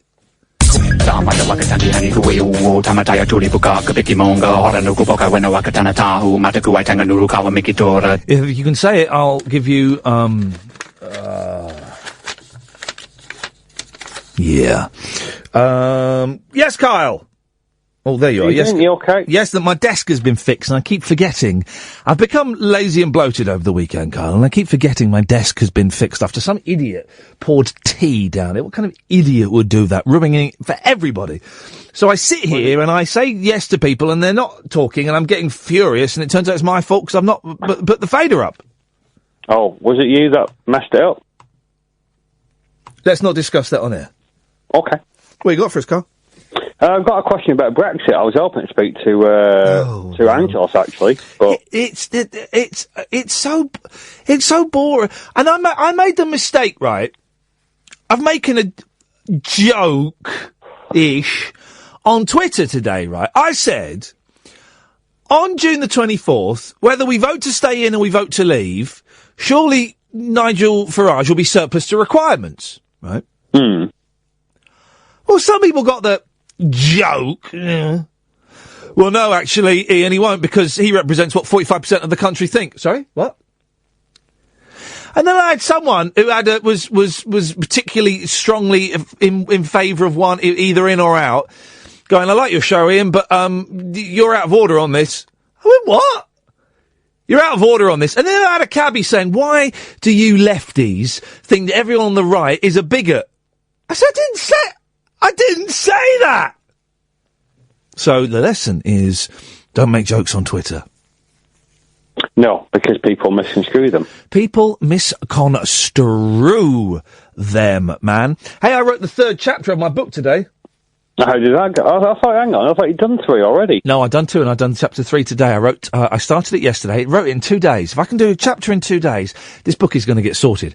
I wrote half a chapter yesterday, then I got the train into London this morning and wrote a little bit, then I got the train back, and I finished it. I finished chapter 3. Boom. And I made myself laugh because I swore about Eddie Large.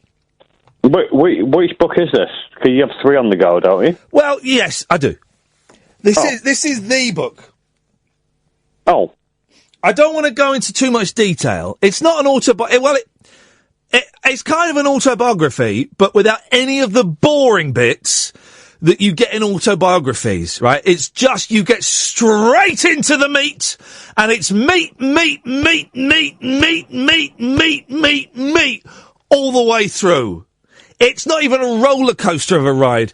If this were a roller coaster, it would start up really high and just get even higher. Do you finish every chapter with, needless to say, I had the last laugh? It's some chapters end like that, and some end with, I made my excuses and left. Oh, that's quite polite. And one chapter's going to end, I don't know which one yet, but I handed my dossier into the police. They don't do that anymore, do they? You don't get... But in the 70s and 80s, right, the Sunday newspapers were always reporters going to see prostitutes. Do you remember this? They were always reporters going to see prostitutes. When the time came for sex, I made my excuses and left. I handed my dossier into the police. What the fuck? Jeez! That was the 70s and the 80s. You don't get good reporting like that anymore. Instead, what you get is... Danny Baker distances himself from Top Gear flop. What happened was, this is an actual story in The Sun, right? The other day, it's been rumoured that Danny Baker's writing Top Gear, and he's not. He's working on it, but he's not writing it. And he tweeted, just to clarify, I'm not writing Top Gear, but I'm an advisor to it, or something like that, right? And someone posted, "Oh, well done, Dan," but distancing yourself from the car crash. Some people just like that, right? The Sun got a story out of that. Danny Baker, rumoured to be being paid £1,500 a day. He won't be on that. Distances himself from Top Gear flop. No, he hasn't. What the hell are you talking about, you lazy charlatans? You're the same journos that said I'd created a racism Ferrari. It's like, how can you get a newspaper story out of 3 tweets? I do not get it. And it's the thing, I hope, right, that's what kills newspapers. I hope newspapers die because they're too lazy to go and investigate real stories. Instead, they've got kids reading Twitter and going, I think I've got a story. There's 3 slightly miffed people. That, and the Daily Mail in Ireland, when some family got killed in a car crash. Did you hear about this? Some family got killed in a car crash, and some woman went round to the mother of the people that have been killed with her kids and said, "Oh, I'm a mum. You must feel terrible. Can I come in and make you a cup of tea?" And she did, and it turned out she was a reporter for the Daily Mail in Ireland. Scumbags. Scumbags, the lot of them. Them and the people that get newspaper stories off of Twitter. You're all scumbags.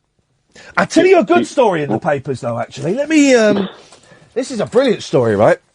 Kids these days, they don't know they're born. There's a memory drug. Have you heard this, Kyle? No. There's a memory drug. There's a memory drug that kids take. Higher grades. Now, yes, this drug can kill, so I'm not advocating the use of it, but higher grades. Oh, higher, as in higher, Bruce Forsyth reference. No, it's drugs, drug reference. Students snort deadly memory drug for exams.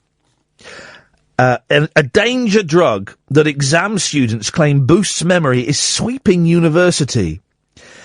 Undergraduates snort the banned brain booster called Nupept like cocaine or gulp it in capsules like food. One who admitted taking it told The Sun yesterday, "It's all over the country.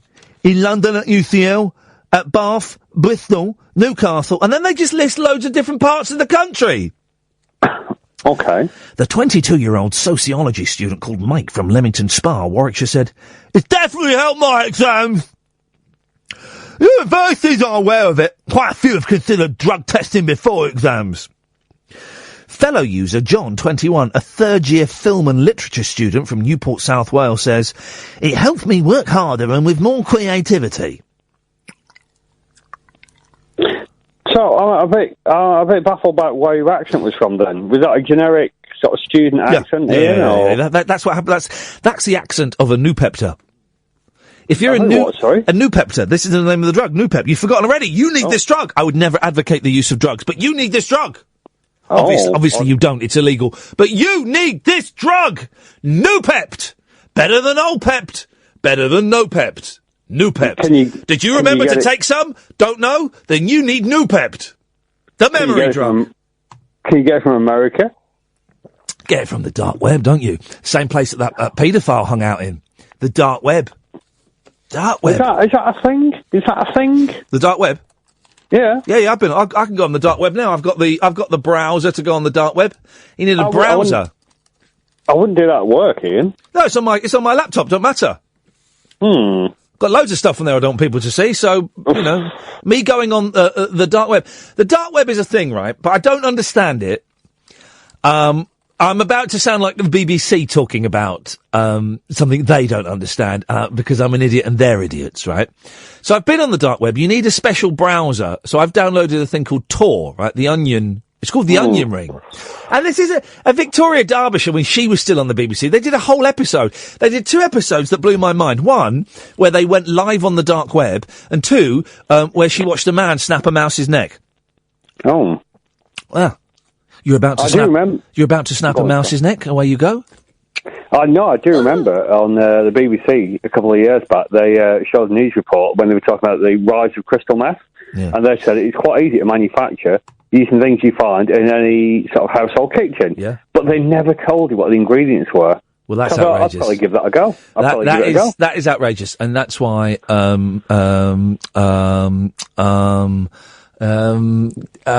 want to say Jamie Vardy, but I don't mean him. I mean the cook. Well, Peter Cook. Yeah, that's why Peter Cook needs to do another cookery programme. Pucker. Is he not dead now? Don't matter. Have you not seen the advert with? Could I get? Hang on, I'll blow my nose because I've lost my handkerchief and I've got really. I'm a little bit bunged up. Have you not seen the? Why does it say Oliver on my screen? What's Oliver got to do with anything these days? Oh, Jamie Oliver. Thank you. Yes. See, I need new Pept. Better than old Pept. Better than no Pept at all. Better than Pepto-Bismol. Wait, forgot what I was going to say now, Kyle. Sorry. Oh, yeah, have you not seen the advert with Bruce Lee in? No. Oh, mate, go and Google it. It's on YouTube, right? Or Bing it, or Ask Jeeves. Bruce Lee doing an advert. I think it's for whiskey. But, Bruce Lee died about 35 years before they did the advert. Brilliant. Absolutely brilliant. What, they just dug him up to do the advert? Yeah. Oh. Yeah. Oh. No, the thing I was going to ask about, I was going to ask Angelos, but presumably, I don't know, I guess you can answer. You're quite a well-read man. Very well-read. Right. So me and you, I think we're of a particular vintage. Yes. But do you remember in the 80s, there was all a thing about the Butter Mountain, and the Wine Mountain, and the Wine Lake. What's happened to all that? Well, you know the Butter Mountain. You know why we had a Butter Mountain? No. Because all those diet people and health people and margarine people that were making dollar out of us dieting said that butter was bad for us. Oh, well, okay. And butter's not bad for us. Butter's all right for us. Margarine's bad for us. You know margarine has got plastic in. Oh, yeah, no, but... Here we go, you see. So hang on. We're told that butter, which you can't really get that much money for, is bad for us. But this new thing with plastic in, so that it spreads easier... Oh, yeah, that's all right. Go on. Oh, and it costs a fortune. Yeah, we'll pay for that. We got sucked in, mate. We got sucked in, Kyle. Completely. John, Ryan, stay there. I'll come to you in a second. Jim's up first. Evening, Jim. Hello, Ian. How are you? Hip, hip, hip. Hip hooray. I'm phoning up to apologise. Hang on a minute. Have I got... Hang on a minute. You can hear me. Hang on a minute. Let's try again. Go on, do it. Hip, hip, hip. Hooray! No. No? No. What am I supposed to say? Hang on a minute. Let's do this properly. Okay, right. So what does Prince Charles say? Hello. Hip, hip, hip. Charles. Hooray. Hip, hip, hip. Hop. Hip, hip, hip. Hop. Hip, hip, You know hip. the rock. Right, he says... Hip, hip, hip. I say hip, hip, hip. You say... Hooray. No. Hang on a minute. I don't know. No, I'm okay. sorry. Have you listened to the show before, Jim? Yeah, well, I've listened to your old shows. We spoke the other night about Radiant Silvergun. Oh, yeah. Oh, yeah, you were drunk. Oh, incredibly. This is the fella who phoned... Well, no, was it Thursday night? Wednesday night? Thursday night? It was a Thursday night, Absolutely steaming. It was a wonderful call. I'm so sorry. And you sent me either an email or a tweet over the weekend, basically apologising. No need to apologise. You were delightful. Well, I don't fully remember it. No, quite. I knew you wouldn't. That was partly why it was so joyous. It was the first time I've ever phoned a radio show, and that day, 2 days before that, I'd moved into a house that I'd bought, like the second house I've ever bought, but since me and my wife split up, there's me and two children. Oh, man, I'm sorry to hear finally that. bought a house. No, it's all right. And me and two little girls, 2 and 4, they're awesome. And we just bought a house, and that was my night off. So they'd gone to Grandma's, and the bank had actually sent me a hamper of wine to say congratulations. And you caned it all. Oh my God, did I cane it all? Good for you, man. Good for you. Well done. No, I don't know whether that is good, but suddenly I started listening to you, and then I decided, it's a good idea to surely my opinion's more important than anyone else's, so I phoned up, and then I didn't realise it takes a long time to get on the radio. So by the time I'd called, I was sloshed, and then I spoke later on, and when the second time I was put on, I'd been asleep. Yes. And so I picked up the phone, and someone said, "Jim, you're on." Yeah. And I thought, why is Ian Lee phoning me up? Yeah. And I was going, so I started telling you a story that I was making up about, I don't even know. I don't know. I've listened to it. I don't know what you were talking about, but it was wonderful. Yeah. Normally I find drunk people quite boring, but I found you, I thought you hilarious. And we had, a couple of, yeah, but I remembered the banter from earlier. I remember thinking, we had fun about computer games. So I started mentioning rare computer games, Radiant Silvergun and other things like that. And, many apologies for it. I've been listening to you tonight, though, and a few things. Yeah. One, Brexit. It doesn't matter. That's what I think. If it mattered, they wouldn't let us make that decision. You know what? That's an interesting point you make. Right. They wouldn't let us do it because, and so one of my friends said to me, but Rupert Murdoch will rule the world. And I said, no, he won't. He'll rule England, but the Vandenberg group will still rule Europe. Hang on, do you mean the Bilderberg group? Sorry, I do mean the Bilderberg group. Would still rule Europe, and they would, in turn, rule us. So it doesn't make any difference. Yeah, it would be horrible if Rupert Murdoch ruled England, but... It kind of does, mate. No more horrible than them ruling England. So I honestly, I don't care. Whatever happens, Friday the 24th will come round. We'll wake up and go, all right, that lot won. Brilliant. Yeah. All right, fine. Yeah, great. Do I still go to work? Yeah. Do I still get to see the kids? Beautiful. Can I still eat? Fantastic, beautiful. You carry on then. You carry on. All you Suits, all you Boris Johnsons and you David Camerons, you carry on playing your little game. I'm going to get on with leading my life. Indeed. Yeah, it makes no difference. No. Another one that you spoke about earlier is I don't believe in ghosts. I think that I read something online about some woman who lives near here on one of the local groups who hosts ghost seances, and she said on one of them, I held the hand of a ghost child. And I thought, oh, no, you didn't. And I think anyone who believes in that is mentally ill to a certain extent. Did you ever watch Most Haunted with the Scouse fella? What was his name? I've got a story about that. Ian. What was the Scouse? What was his name? Derek Acora, that was it. And someone bought, because I thought it was really funny when he got possessed by a monkey. I got that. Just be careful. I'm so sorry. That's right, I got it. Be careful. I was so amused by him being possessed by a monkey that I told loads of people about it and said, I'll watch this thing. And someone bought me tickets to go and see him. And I went with my ex-girlfriend and we went to go and watch Derek Acora. And when he was in a crowd full of people, he came up to, he said, right, whose son's been murdered? Nice one, Derek. No, hang on. And someone said, my son. And he said, they've got the wrong man. No, he said, they ever caught him, have they? And she said, yeah, no, he's in jail. And he said, no, they've got the wrong man. That is genius. That is like, there's a Scottish comedian coming on, right? A guy called Limmy. And he's... I know Brian Limond. Yeah, that's one of the things I was going to talk to you about. He's coming on. We've been emailing each other today, and he's going to come on in the next couple of weeks, right? I can't believe he's going to come on because he's a genius. He's brilliant. He's really Have you seen... He does like a psychic character. He's ever done. Yeah, he does. Yeah, but, and he does... can I just say... Is that your husband with you? She's covered in daddy long legs. Yeah. Is that your husband with you? Yeah, he's cheating on you. He likes to put it about a bit. Okay, thank you. What was that one thing she was afraid of? She was agoraphobic. Yeah, they've made her go out. Anyway, he's coming on. He does about... Listen, Jim, I've got to move on because I've got loads of calls. Thank you very much indeed. I'm reminded, and I've never seen all of this, right? The Derek Acora thing I was thinking of was Derek Acora. They had Uri Geller on the show, right?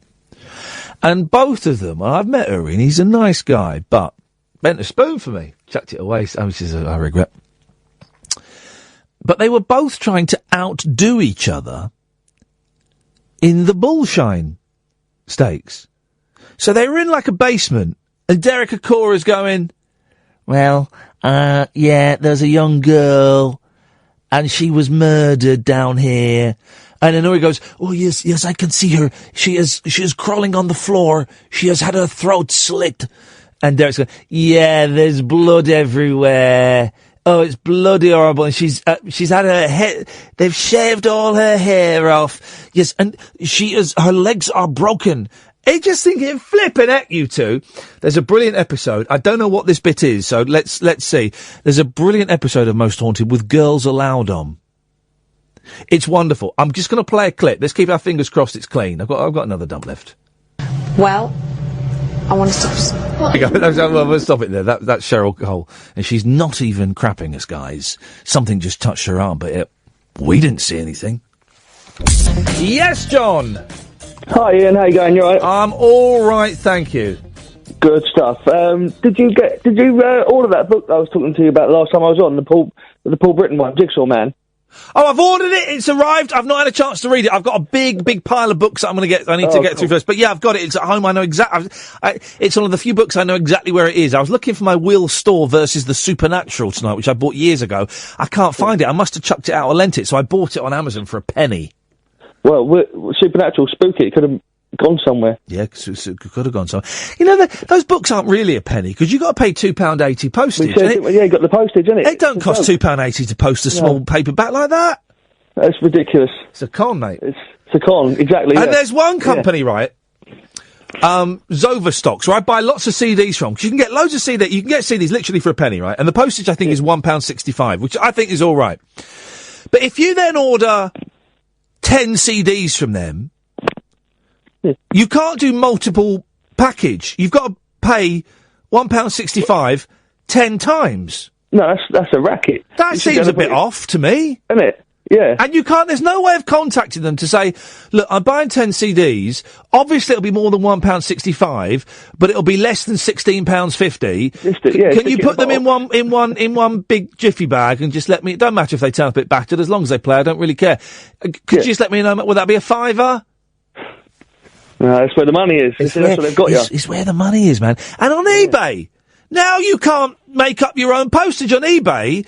They tell you what the postage will be when you're selling something, and you're going, but this is really heavy, and you've got to go with their stupid postage system. I hate the internet. That winds me up, the eBay things. Like, how do you know how much it's going to cost?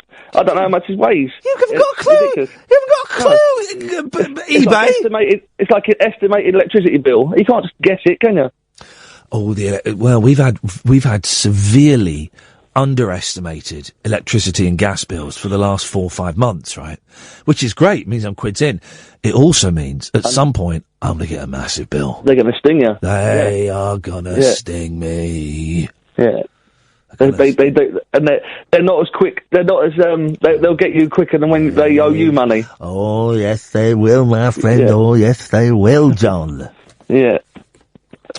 Yes. I was just sorry. I was going to go off on another big rant there, but the other thing a couple of things I was thinking about. Callan called a couple of calls ago. Oh yeah. He's got warlock blood, and he speaks to his dead gran. Yep. Well, I was thinking, is he a warlock or a wizard from the game you were playing on Friday night? He was not in.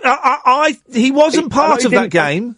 No, but I wonder if he lives in that world in real life. I've got a feeling he might be a little bit closer to that realm than you or I, John. Yeah, that's what I'm thinking.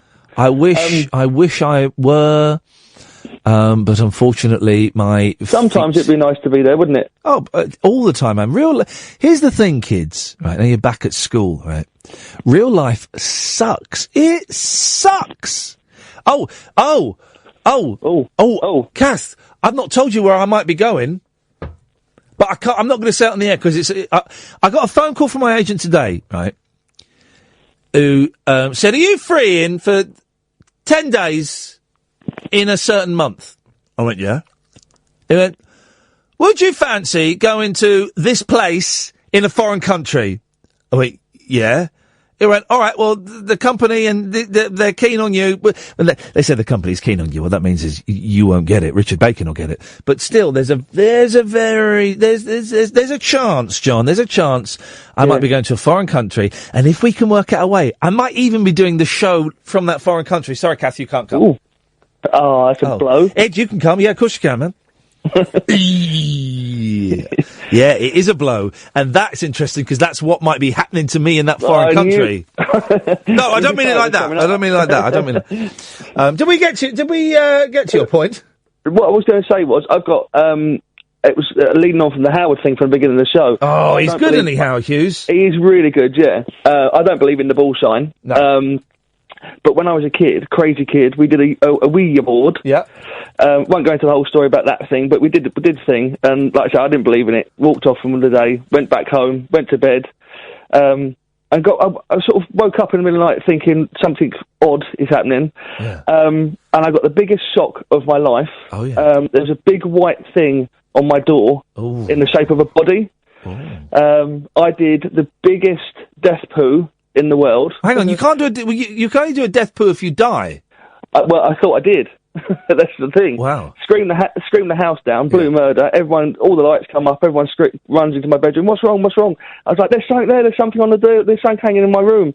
Turned out, while I was asleep, I was doing a judo competition the next day. My mum had popped into my room and hung my judo suit up on the back door and the back of my door, and that's what it was. There was the white suit in the shape of a body on the coat hanger.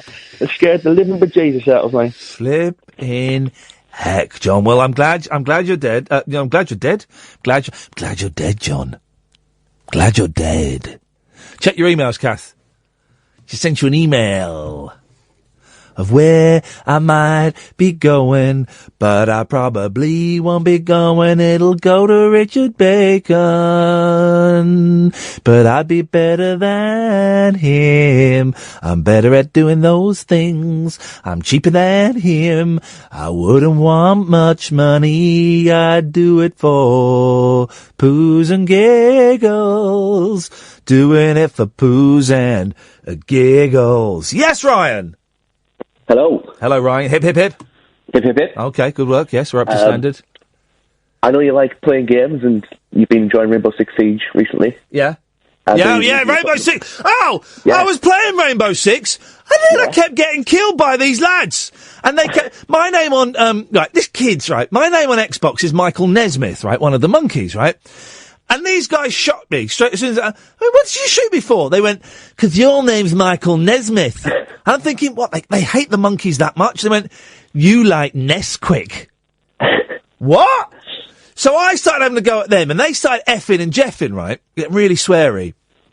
And then it was hilarious, right? So one of them was swearing at me, you effing C, all this, right? And then you could hear something in the background. He went, Mum! I'll be dead. One more game! Oh, Mum! Boom! I destroyed him. All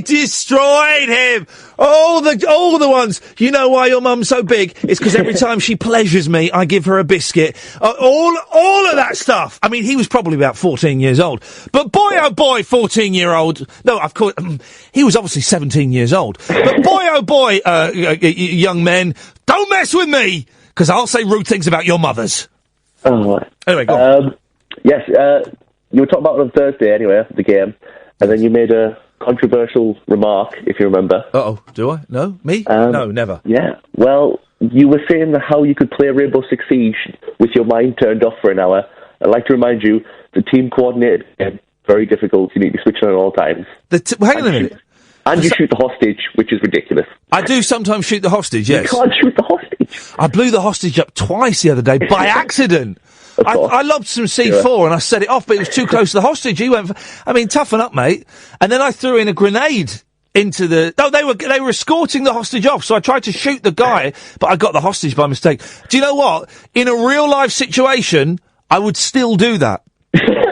Unpredictable. Loco. I'm loco. If you act loco, they panic. They're thinking, he's not playing by society's rules. This guy's insane. Let's get out of here. Save my own butt. He hasn't got a hostage anymore. What has he got? What's he doing? What's his plan? They'll be like, whoa. Why are we questioning the hostage in Rainbow Six? We've got him tied up on his knees with a gag in his mouth. Take the gag off. Let's question him before the other people come. Then kill him. Out of here quietly. Easy. Like, come on. So difficult. Yeah. Also, since we've had vague talkings, I guess what is your favourite conspiracy? If you have one, I assume you do. Well, if I believe in them, then they're not conspiracies. No, just like, what is your favourite thing you've come across? Right, well, Diana was murdered. But we know that, though, don't we? Conspiracy, yeah, that's not a conspiracy. That's not conspiracy. That's like fact. It's a conspiracy to say that she was. It was just a drunk Henry Paul Henry. No, Paul Henry played Miss Diane. What was his name? What was Paul Henry? What was his I have no idea. Noddy. He was the English Mike Nesmith. He wore a green woolly hat in Crossroads. Benny. Paul Henry was Benny. That's who Paul Henry was, and I think Paul Henry murdered Lady Di, the Queen of Hearts. Paul Henry. I don't know. What's yours? There is one that Paul Walker faked his death. That's interesting. Who? Paul Walker, I don't know if you're too old for this. The Fast and Furious actor, died a few years ago. No, right, okay. But there's just a conspiracy that he's still alive and for some reason would fake this. No, none of these people. They fake. Listen, I've lived through better faking their death conspiracies than that, mate. I've lived through Bruce Lee faking his death, Elvis faking his death, Jimmy Dean faking. No, mate, they're dead. They're all dead. They're all dead. They're all dead. They're dead. They're dead. Hey, they're dead. All of them. Elvis, James Dean, the fella you're banging on about, Tony Hadley, they're all dead. Not Tony Hadley. Sorry, not Tony Hadley. Sorry, that was inappropriate. Paul McCartney. Paul is dead. Paul McCartney's dead. Yeah, that's my favourite. Thank you. Yeah, Paul is dead. Paul died in 1967, I think it was, in a car crash, and was replaced by a Scottish actor called James somebody. Yeah, I do like the Paul is dead rumours, actually. There's Stanley Kubrick helped fake the moon landings as well. Yeah, though that one I don't buy. Right, I've got to move on because I've got loads of calls. Thank you, mate. Jonathan's on the line. Yes, Jonathan. Hi, Ian. Hip, hip, hip. Hip, hip, hip. Thank you, sir. Thank you, sir. Okay, I've got 2 points. Now, here's the thing. We met tonight. Yeah. I didn't realise that we've met before. I mean, I realised it when I saw you. I was wondering if you recognised me, because you must see loads of people, so... Well, as you know, I suffer from a very debilitating disease of facial dyslexia, which means I don't recognise people's faces, something that Catherine, my producer, finds absolutely hilarious every time I mention it. Yeah, I'm yay close to getting a blue badge and funding for research into this, what can be a very traumatic condition. It's like I saw a guy today, right, who I worked with about a year ago, and he's a really distinctive-looking bloke, really nice bloke called Jonathan, another Jonathan, actually. Oh, that's very good. And I was looking at him, I was walking down the street after I left the Leicester Theatre. I was looking at him going, I think I know that guy. And I decided to take a punt. I went, all right. He went, hello. And I went, I know you, don't I? And actually, I said it's the first time I came out. It's like coming out as a gay man to your Victorian parents. I came out. And I went, I know you, which is me saying, I have facial dyslexia, and I don't mind who knows. And he went, yeah, and I'd paid him to edit a film for me. I'd paid him to edit a film for me, which I've yet to finish. And that was that. But then I saw you. And you phoned the show a few times, and that's great. And I saw you, and I recognised you. It's like, oh, I know this guy. I've got to be honest, I haven't got a clue where we've met. I've got facial dyslexia. From a horrible dream. No, it was Cheer Up Sunday on another radio that you did. I just moved to Cambridge, and I wanted to get new friends, basically, because I didn't know anyone. So I decided to phone the radio station you were on at the time. That was, I'm assuming that was Absolute, was it? Yeah. Right, and I did a thing called Cheer Up Sunday. Yeah. Well, I did it. You helped me organise it. And someone did something pretty... Yes! This guy's a genius, Catherine. Listen, tell everyone about your Cheer Up Sunday. I wouldn't say I was a genius. Well, as I said, I just moved to a new town. I didn't know anyone, so I thought I'd phone up, and I just asked if any other listeners who are in the area fancied sort of meeting up. We were just on a bench, It was nothing dodgy. We just sat and met up. It was just a really good time, actually. He said, I'm going to be at a bench at a certain time on a Sunday. If you want to come and have a chat, that would be brilliant. And people went and had a chat. Yeah, it was really nice. Did I make up that you got some snogs out of that? You might have done, but I didn't. Okay, I made that fact up then. Okay, but I'm going to keep, if you don't mind, every time I retell that story, it's going to advance more and more. Brilliant. Until it just becomes something completely untrue. There we go. Go on a kind of single track, where either just funny the whole way through, or a bit sad or serious. So this was, like your shows, kind of like in all directions. I just dumped you by mistake. Sorry, we just cut 70. He didn't say anything rude. I'm really tired and I'm fumbly tonight, so I accidentally hit the dump button. So sorry. I did not enjoy. This is for the Richard Herring Leicester Square Theatre podcast that we recorded tonight. I didn't enjoy it. Hated it. Absolutely hated it. He was nice. I liked him, but I found it very, very uncomfortable. Was it the pressure of it, or was it just? I didn't. I find him, Richard Herring, hilarious, but really intimidating. I find him intimidating, and that's my fault. That's not him. That's coming from me.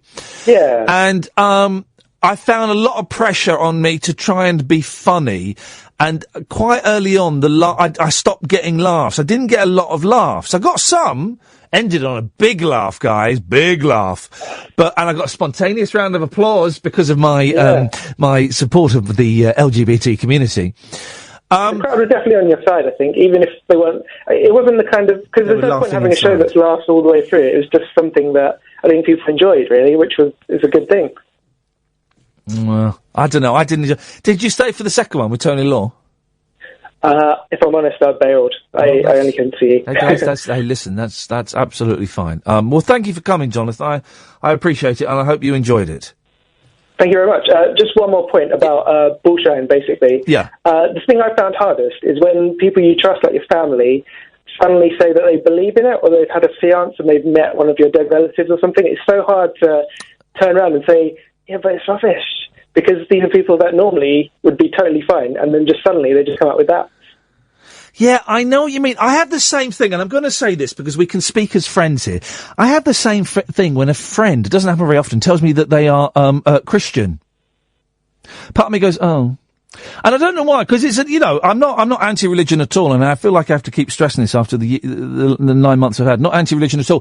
Part of me goes, oh, you believe in that? Do you know, I kind of, to me, I equate that with ghosts and, conspiracy theories and stuff like that. And just a little bit, and that's my own prejudice.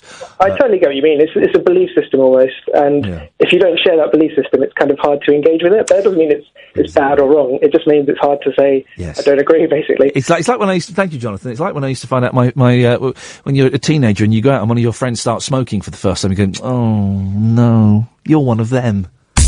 Talk Radio. Okay, last hour of the show. Keith and Manny, you're queued up, ready to go. Stay there, don't go nowhere. No one else call in for, I'm going to say, for about 10 minutes or so, because we will take calls straight to air for the last hour of the show. This is Iain Lee, this is Talk Radio, this is the news. Late night, Iain Lee on Talk Radio. We have ways of making you talk. Hang on a second. I've not decided what I'm going to play. Hang on. Oh, yeah, let's play this.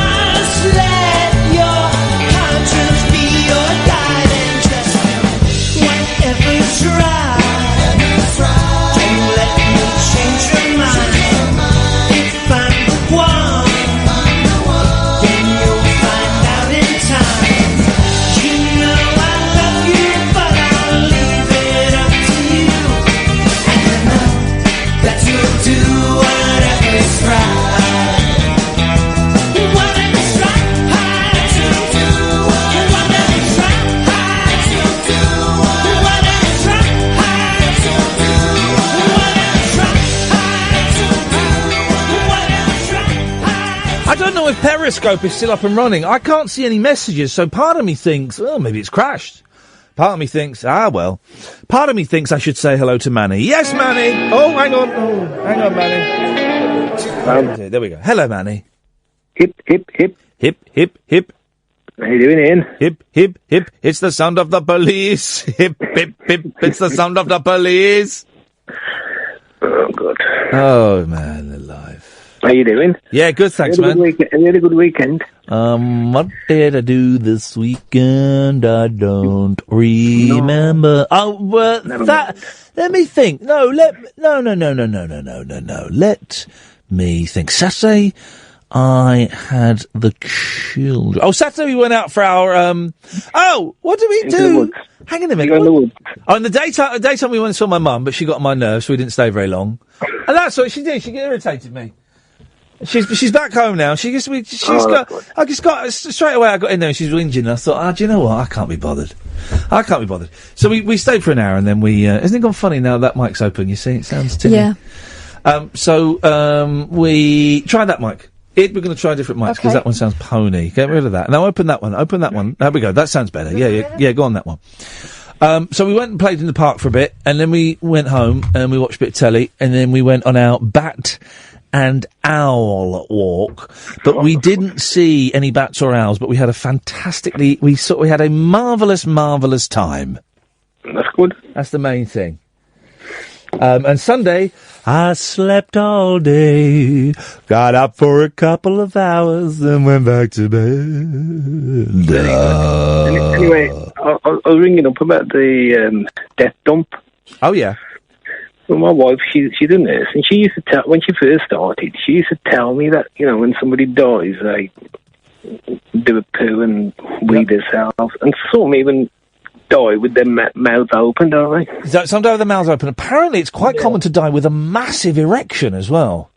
Well, I don't know about that. She didn't tell me about it. I'll ask her tomorrow. Well, it happens. They have to clean them up, don't they? When they've done all the business, they have to clean them up and then put a tag on their toe. Yeah. And talk to Kath, because I'm just setting up the camera. No, I'm listening. This is all some charming pictures being painted. All right, Kath, how you doing, Bab? I'm all right, thank you. How are you, Manny? I'm very good, very good. And go on, continue with this. So they clean them up in various ways, and then put a tag on their toe or something, like just like a ID thing, so they don't get it mixed up. Oh, you don't want that. Get a black bag. They get mixed up quite a lot. Their dead bodies get mixed up quite a bit. That's quite common. It's been 6 months today. Since I haven't had a drink. Hey! Good lad. How are you feeling? No Mr. Jameson's, no beer, no nothing. And how are you feeling on it? Bored. Well, craving today. I don't know, every time on the 6th of every month, I think it just gets to me and I'm feeling a bit depressed now. I felt like a drink, but Did you start drinking more when you went blind? No, because I used to have a dirty job in the foundry. We used to drink all the time. In an iron foundry, it was all dirt and soot. I used to have a good drink. Well, well done. You've gone 6 months without it, man. And you're today's done. Well, today's done. All you got to do is get your head down. Nearly. Yeah, it's done. Done now. I know. Anyway, you and Kath do a brilliant show. I'm going to cut you off now because Kath doesn't need compliments. Well, I was going to say it's mostly me. Keith. Hip, hip, hip. Hip, hip, hip. And I owe you another one. Hang on. Hip, hip, hip. Thank you very much indeed. Now, that other one, the second one, is Tell us about earlier, the second one. When we met in person in the real world, in real life. Yeah. Which one were you? The hairy one. Oh, you rubbing your ribs? Yeah. Yeah. Dirty boy, you're a dirty boy. It was really nice to see you. It was nice to see you sober. Now, I say that because Keith and I have previous, it turns out. Keith, many years ago, when I was playing with my fantastic band, Boomhauer X, there's sadly no more, we play classic rock songs, all translated into Japanese, with a horn section. And you got up, did you get up and sing with us? Yes. No, but that's not the whole story, is it, Ian? Well, the whole story is you were steaming drunk. Well, no, even before that, it was a setup, wasn't it? Do you know what? I don't remember I don't remember the specifics of it. So why don't you fill me in? Let me fill you in. So I didn't know about this, but you put something out there and said, "Oh, I need someone to sing Jet," and I was like, "Yeah, okay, fine, I'll do that." I reckon it's in my repertoire. Never even heard it before. So I listened to it all week. Jet. It did have the advantage of introducing me to Wings, which is great. Yeah. And my daughter's now a fan of Wings as well, which is fantastic. But the idea that you had was that you would invite an idiot to come and jump up on stage and sing Jet really badly, and then you'd get a professional singer to come on and sing it really well. Is that what we did? What happened? Why didn't we have our Japanese singer there? But didn't show up. Do you know, I'll have to speak to Spence and Ben about that and find out exactly what was going on. But do you know what happened? Yes, you got a record deal after that and made millions and millions of pounds. If only. But it went all right, I think. I think it went pretty well. I thought you were good. Yeah. Well, the crowd thought it was. I got 2 encores. All right, mate, calm down, buddy. They were impressed by the musicianship. What did you sing for the encore? Same thing again? One was, Day Tripper was one of them. Oh. Yeah. And the third one I don't know because I was too drunk. Too drunk. I drink a lot less these days, I just think it sort of helps with the confidence, and getting up on stage and humiliating yourself. But I'm thinking it helps with nerves, doesn't it? Drinking doesn't. No, drinking buggers it all up. I've got 3 ideas. I'm having too many ideas, and now instead of procrastinating, I'm now trying to work on all these ideas at once instead of focusing on one. I've got 3 ideas for 3 separate. I've got 4 ideas because I just started to hatch a little 4th idea in my head today. I've got 4 ideas for 4 different live experiences. All right. And the first one will be a follow-up to my sellout tour, apart from Swindon, last year of Iain Lee versus radio, right? So there'll be one. It'll be Iain Lee versus TV. It wouldn't be called that. It would be that kind of thing, and it would tie in with the book I'm writing, right? Which one? The one you're actually writing. The book, yes, number 1. The one I've written 3 chapters for. Yeah. So, and it would tie in with that book, right? And it would be a similar format, and at the end I'd sell loads of books and I'd make millions of pounds, right? So that's that. And Good plan. That's the one that's most likely to happen. Apart from the £1 million. Well, second one is, like the talk I've been given at universities and schools about working in radio, but with me and Kath, and you guys could come along, but we'd make it fun, right? So that's the second one, right? It'll be a good talk. It'll be like a lecture, but that would be a roller coaster ride of emotions. There'd be tears and there'd be laughter. So there's that, right? That's number 2. Can't remember what number 3 is for the moment, but I'm not worried about that. And number 4 would be a little bit like an event I used to do many years ago called Set the Agenda, and it was like a variety night. Yes. Did you come to that, didn't you, Keith? Yeah. Of course you did. Yes. And it was good. And we did it once a month on a Sunday night in North London, and I would compare it, and we'd have like a couple of comedians, a contortionist, always have a magician, 1 or 2 music acts, and that was it. And it was nice. And it was a good thing. So it would be something like that, but it wouldn't be a variety night. Oh, so nothing like that then. So, well, very, very little like that. But a night. But I would be comparing it. Comparing it to what? I just don't know. I'd host it. Yeah. And that's as far as I've got. How many ideas have you got for live shows, Kath? None. None. Pooh-poohed mine. And the one that I've got for us, you're now fired from. Well, that's very hurtful. So, how's them apples, Keith? Do you know what? I think that's sounding pretty good. Thank you very much indeed. Let's go to line... Oh, no, hang on a second. Line 1, you're on the wireless. Hello? Hello, you're on the air. Oh, hello. Hang on a minute, why aren't you... It's a school night.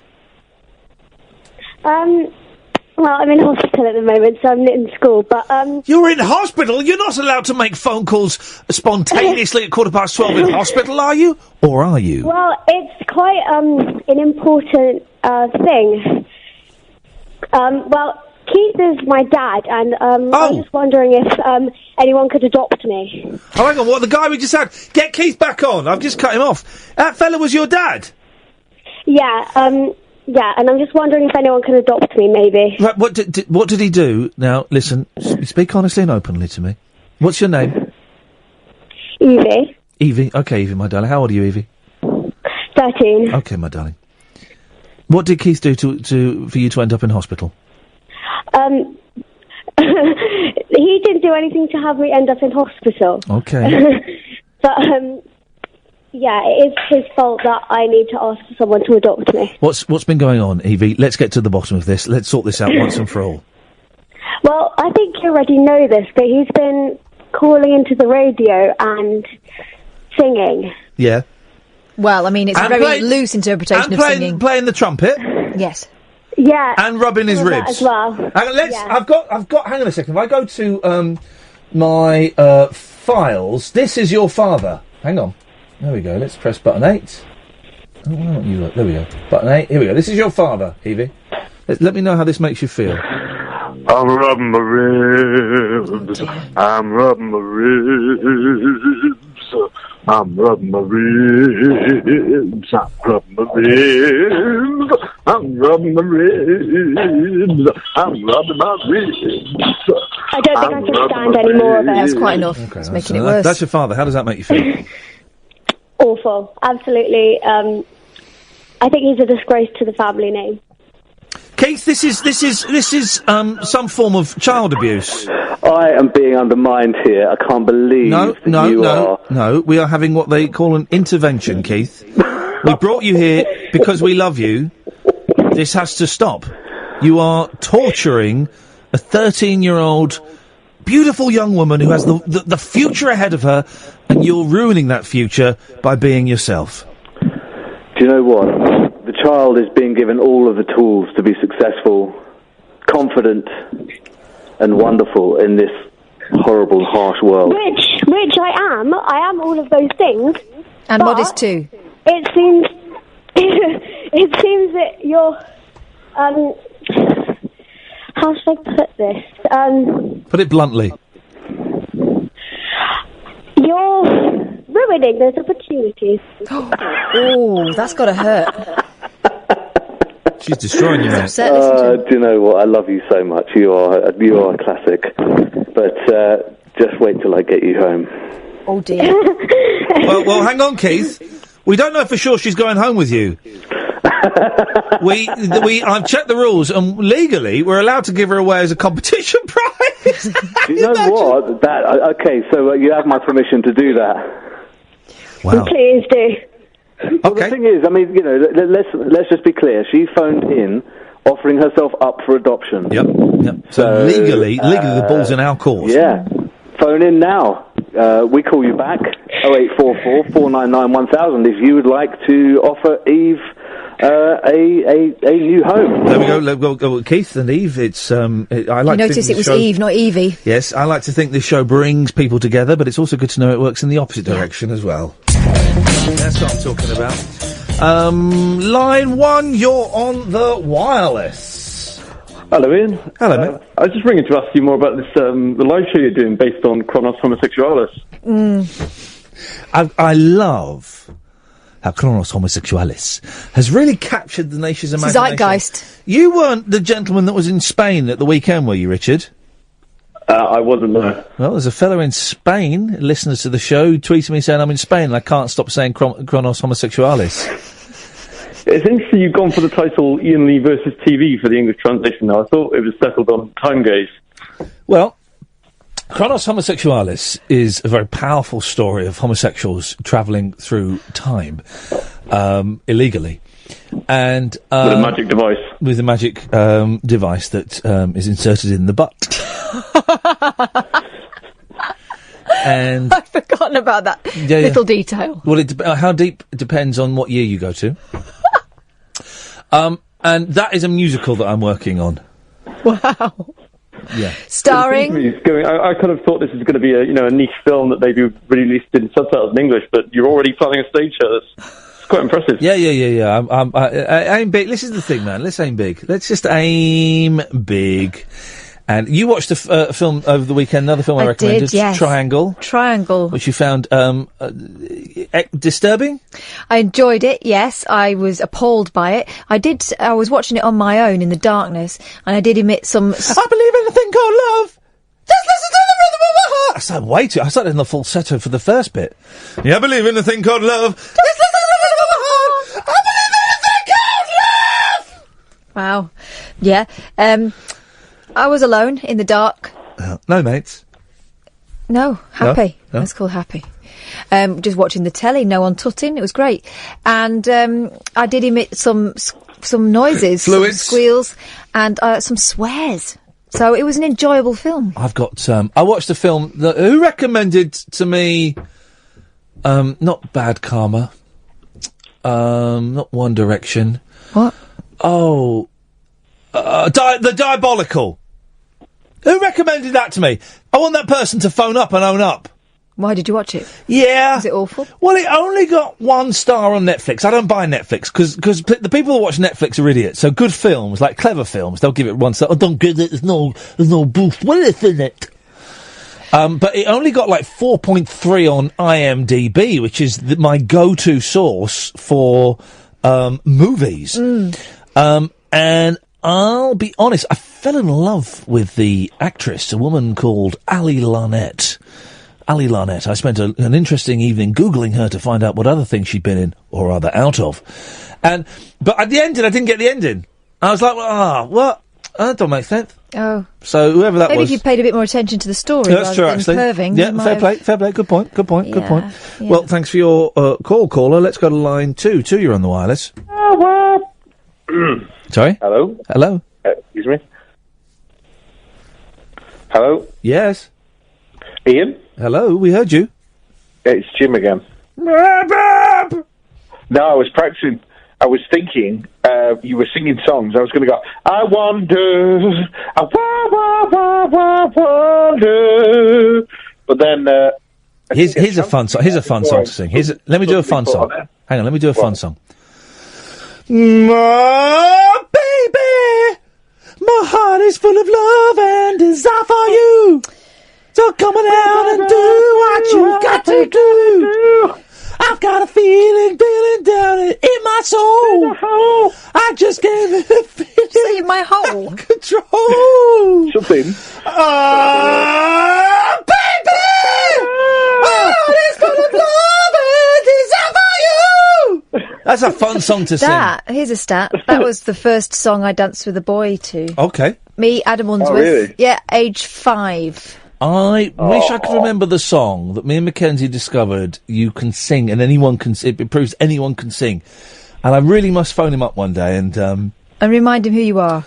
Well, there is that. That's why I don't phone him. That's why I'm putting off phoning him, because it'll be 20 minutes going... The first time I phoned him, right, I'd met him at a comedy gig when I was in rugby, and I met him at a comedy gig, and we got on really, really well, right? It was kind of clicked, and he said, "Oh, you should give me a call." You know, he's a bit more well known in the circuit. He says, "I run a gig, give me a call and come and do a slot of my night, and be there, it'll be nice to hang out." And I phoned him up 2 days later. He didn't have a clue who I was. It was the most awkward phone call. And we talked, and he was very polite. And we talked about 10 minutes. I put the phone down. I went to my girlfriend at the time, Sarah. She went, "How did it go?" I said, "I don't think he knew who I was." It was really awkward, and he didn't. He's admitted since he didn't know who he was. I can't quite believe the difference between phoning up earlier and phoning up later, because earlier, certainly put on hold for a long time. Later, literally clearing my throat. Yeah. Thinking, I'm going to sing that song. It's the two extremes, isn't it? Clearing my throat. Yes. It's the two extremes. Yeah. It's the two extremes. So, Ian. Hello. I disagree with ghosts. I don't believe anyone... You disagree with them? You disagree with them? I fall out with them whenever they arrive. Down with that kind of thing. I don't believe that anyone's ever seen a ghost. No. Once, I went to not a rave, but like an outdoor party. Yeah, and we ended up back at one guy's house who lived near there, and it was a very small terraced house in the middle of Lancashire, and it was a creepy, weird little house. We all went. Yeah. There was only like 4 of us went back to it, and we were all talking, and there were some girls there, and we were all talking, and one of them said, "Tell him about the ghost," and the guy who owned the house said, "Don't talk about it." Don't talk about it. No, don't mention And as he said, don't talk about it, I swear, I don't believe in this rubbish. I swear the light went off in the front room. And he turned that light back on and he said, I've told you to stop talking about it. Can I ask a question? There was a crash and a bang upstairs. Yeah. And I said, who's upstairs? And You he went said, nobody. There's nobody upstairs. Right, so I said, I don't believe there's nobody upstairs. So I went upstairs. There was nobody upstairs. So I came back down. And as I sat back down again, the light went off again. Can I ask a question? Yeah. You were a ravey type thing. It was. Yeah. Had you all No, taken no, ecstasy? No. Well, now, come on. No. Had you taken No, I- any? Have you been sniffing poppers? Yeah. No, we haven't. Had you been taking any drugs? No, honestly, I was sober. It was the weirdest thing. I don't believe in any of that. But that thing, whatever was in that house, there was something in that house, Ian. Faulty electricity. Yeah, there wasn't. But I went upstairs. There was nothing up there. So you started off so well by saying, I don't believe in any of that stuff. I don't believe in any of that stuff. I don't, but it confuses me because I don't believe in that stuff. But I can't explain what happened in that house that night. There was nobody upstairs. I said, there's somebody upstairs. And he said, no, there isn't. And I went upstairs. There was no one up there. There was nothing out of place. And I came back downstairs and sat down. And I could hear it. As if someone was throwing tables around upstairs. And I said, there's someone upstairs. I went back upstairs. There was no one upstairs. Hang on. And then lights were turning off. It was just the weirdest thing. And the weirdest thing about it was the guy who owned the house, we were only like 18. He was a young lad, and he just kept saying, please stop talking And then when that happened, you all went... Run for your life. Yeah, you were all panicked. You said it was a terraced house. Couldn't it have been the neighbours? A terrorist house? Terraced. It was... Oh, there's been confusion about that before, hasn't there? There was. That kiddie got sentenced to life in prison in Guantanamo Was he Bay white? for drawing a terrorist house. Oh, no, he wasn't. No, he was a young Asian man. Yeah. Yeah. Didn't do anything wrong apart from misunderstand what... Terrorists. These things happen, and I think that's the problem with ISIS. If we could just sit down and talk to those guys, I think we'd find out that they just want to live in houses that are all connected together in a row. I think there is a default setting with human beings, though, to immediately, when something is unexplained, to immediately go, oh, must be ghosts. I told you about the time I was woken awake by a shaking bed. You were woken awake, was it? Yep. All right. Yeah, okay. Shaken awake by the bed, going... I've told you about this, haven't I? I think it was an earthquake. Yeah. You know when there were earthquakes in England a couple of years ago? Yes, I do remember that. So I woke up and the bed was shaking, and in my half sleep I thought, oh, poltergeist! Now, I don't believe in any of that stuff, but that was my default thing. Yeah. It wasn't, it was just tectonics. It's just science. Yeah. Okay, last 30 minutes of the show. 0844 499 1000 is the telephone number. This is the part of the show where you call up and you do whatever you want. Really, I'm going to bring in my headlights to tomorrow. Nazis. I want to talk about Nazis. Again? Nazi bar gum. You seen it? Nazi bar gum. Nazi bar gum. They do this story this story seems to come up like every 3 months.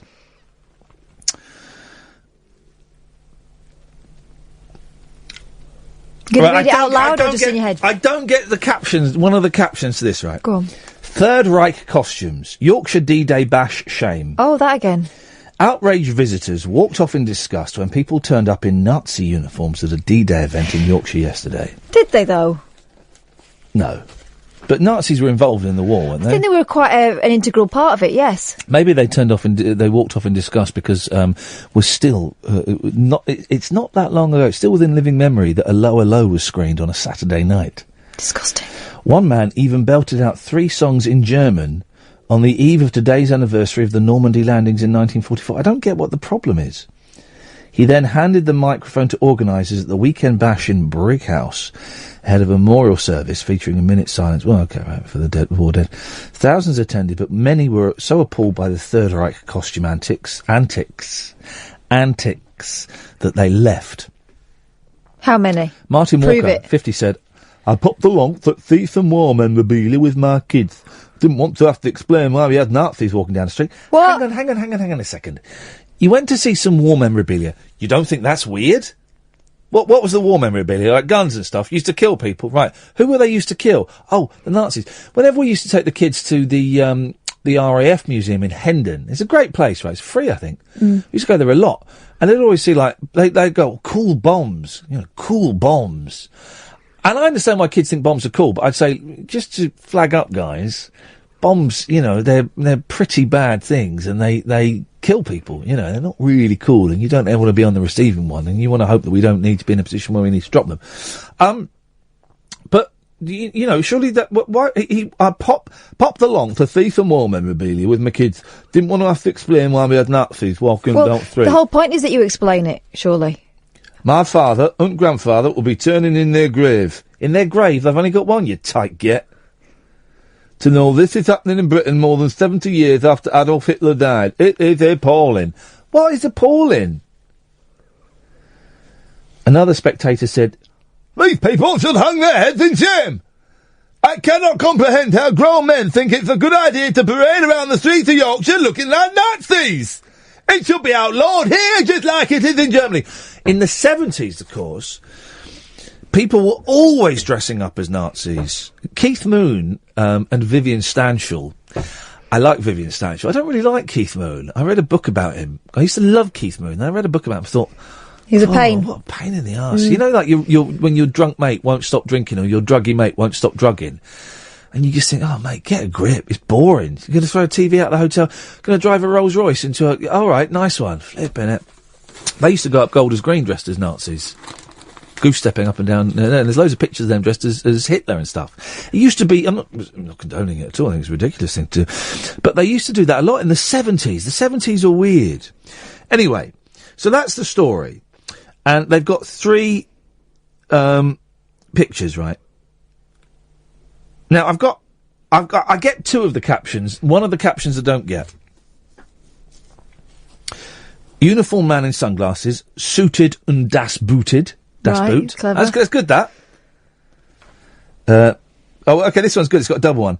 Looks a Reich Wally. Okay. Making people so Iron Cross. So they've taken it seriously. And then they got the picture of the guy singing, right? Singing the Hitlers. The hits. Oh, okay. I read it singing the blues. Okay. Nazi belts out German songs. That's good, suited and das booted. I like that one. I do like that one. But, that's... Hey, guys, that's what happened. They were the, That's like going to a, Civil War reconstruction and being offended that the Cavaliers were there. Surely it's not a reconstruction, or... No, it's just... I don't believe it. I think it's made up. It's a Twitter story they're made up. I tell you, I've not listened to BBC Local Radio since they shafted me. Listened to bits of it to laugh. But I can tell you exactly what BBC Local Radio would have been doing today. Shall I tell you? It's on page 19 of the Mirror. Have you seen this? This is what BBC... We're not going to do it. I'm just doing this to highlight. If you're BBC Local Radio station... Hang on, let's just take this call. Yes, line 1, you're on the wireless. Hip, hip, hip. Hip, hip, hip. Hip, hip. It's funny. That was a weird time thing. I'm watching you and you're reading the papers, and now I'm talking to you. Isn't that weird? Well, not really, because you called the number to talk to us. Yeah, but in a different time zone, because you were reading the paper and you're talking to me at the same time. Well, no. What? Anyway, never mind. Never mind. Kath. Yes. You watched Triangle. I did. And did you recommend The Diabolical to me? No. Okay. No, I don't know anything about that one. Okay. Have you seen it? I've seen Triangle, yeah. Right. Here's the thing. Is that a ghost film or a time travel film? Oh, Jesus. Well, you see, we're into the tricky subject of what is a horror film, aren't we? Because it's definitely horror. Yeah. Because it's horrific. Yeah, is it a time travel film or is it a ghost film? It's time travel. Do you reckon? Thank you. And I'd say it was a bit of a thriller, really, as well. He's deliberately not answering your question. Here's the thing. Sorry. Listen away now if you intend to see this film. Say that again. I'm just talking. Spoiler alert for anyone who wants to watch this film. Oh yeah. The cabbie at the end, I thought, and maybe I'm looking too deeply into this. Is death, right? And he's giving her another chance every time. Pardon? That's one of the theories. Yeah. Yeah. Well, because it's supposed to be, you know, there's references to Sisyphus and all this stuff going on where people have to repeat and repeat and repeat because, you know, they've welched on a deal with death. And that's why I wonder whether it's a supernatural film rather than a time travel film. Fair play. All right. Well, what deal did she welch on? Go on. Well, he said there's nothing you can do for your son, but you can go back. All right. So go on then. So what deal is she? What deal is she? Well, she's not going back. She's trying not to go back every time. Well, she has to go back though. No, but she's trying not to. She's trying to. Actually, I've not seen it for quite a while. Isn't part of it that she and Mulwig, a spoiler alert, isn't the thing that she sort of cheated her own death? Yeah. And one of the theories is that you can't cheat your own death. Yeah. Exactly. But what I was going to ask you was, did you watch any of it again, or did you just watch it right through from the beginning? I watched it and then managed to take it all in without having to go around. Ironically, having to go around and watch it again, which was what I did. No, I didn't have time. I watched it really late because what happened was I went to bed, and it was one of those situations where I went to bed and I thought, I'm not going to go to sleep, so I got back up again and started watching this film at, like, after midnight. And so I only watched it through once, but I really enjoyed it. It gave me a lot to think about, and I'm still thinking about it. I'm still trying to work it out. Well, I've got a couple of doozies in. I've got a film called, I think it's called. Someone recommended it the other day, Yella or something. Yes, I did. Yeah. How was it? I've got that waiting for me. Nice one. It's that's quite a sombre sort of a film. I like I can do sombre. It's not. I would say, without giving too much away, I wouldn't say there's many laughs in it. Hey, I'm an intellectual. I don't need laughs all the time. I can do I can do sombre. Very sombre. Following on from Triangle, just as an interest, as a point of interest, Kath, have you seen Wolf Creek? What's all this talking about? Kath. I'm an interesting woman. Kath. I'm an interesting woman. He's trying to educate me. I stopped watching Wolf Creek the first time we watched it. It's torture porn, and I stopped watching it. Well, yes. Come on, mate. Me and my wife, we were watching it, and it got to the first torture scene, and we both went, I'm not actually enjoying this, and we stopped. Yeah. I've watched it since, and that's, but it's not bad. Well, yeah. It was the first film of that sort that I watched, and the funny thing was, I didn't really want to watch it again, because you're right what you say about it, but when I did watch it again a long time later, I completely missed out the first part of the film, which is all about the geography and that big hill and stuff, isn't it? And I'd forgotten that bit. What do you mean? Yeah, it takes about 40 minutes for the film to get going. I remember that. Yeah. What about Martyrs? What about Martyrs? Have you seen Martyrs? Martyrs what? Martyrs Vineyard? It's a film. No. Is it time travel?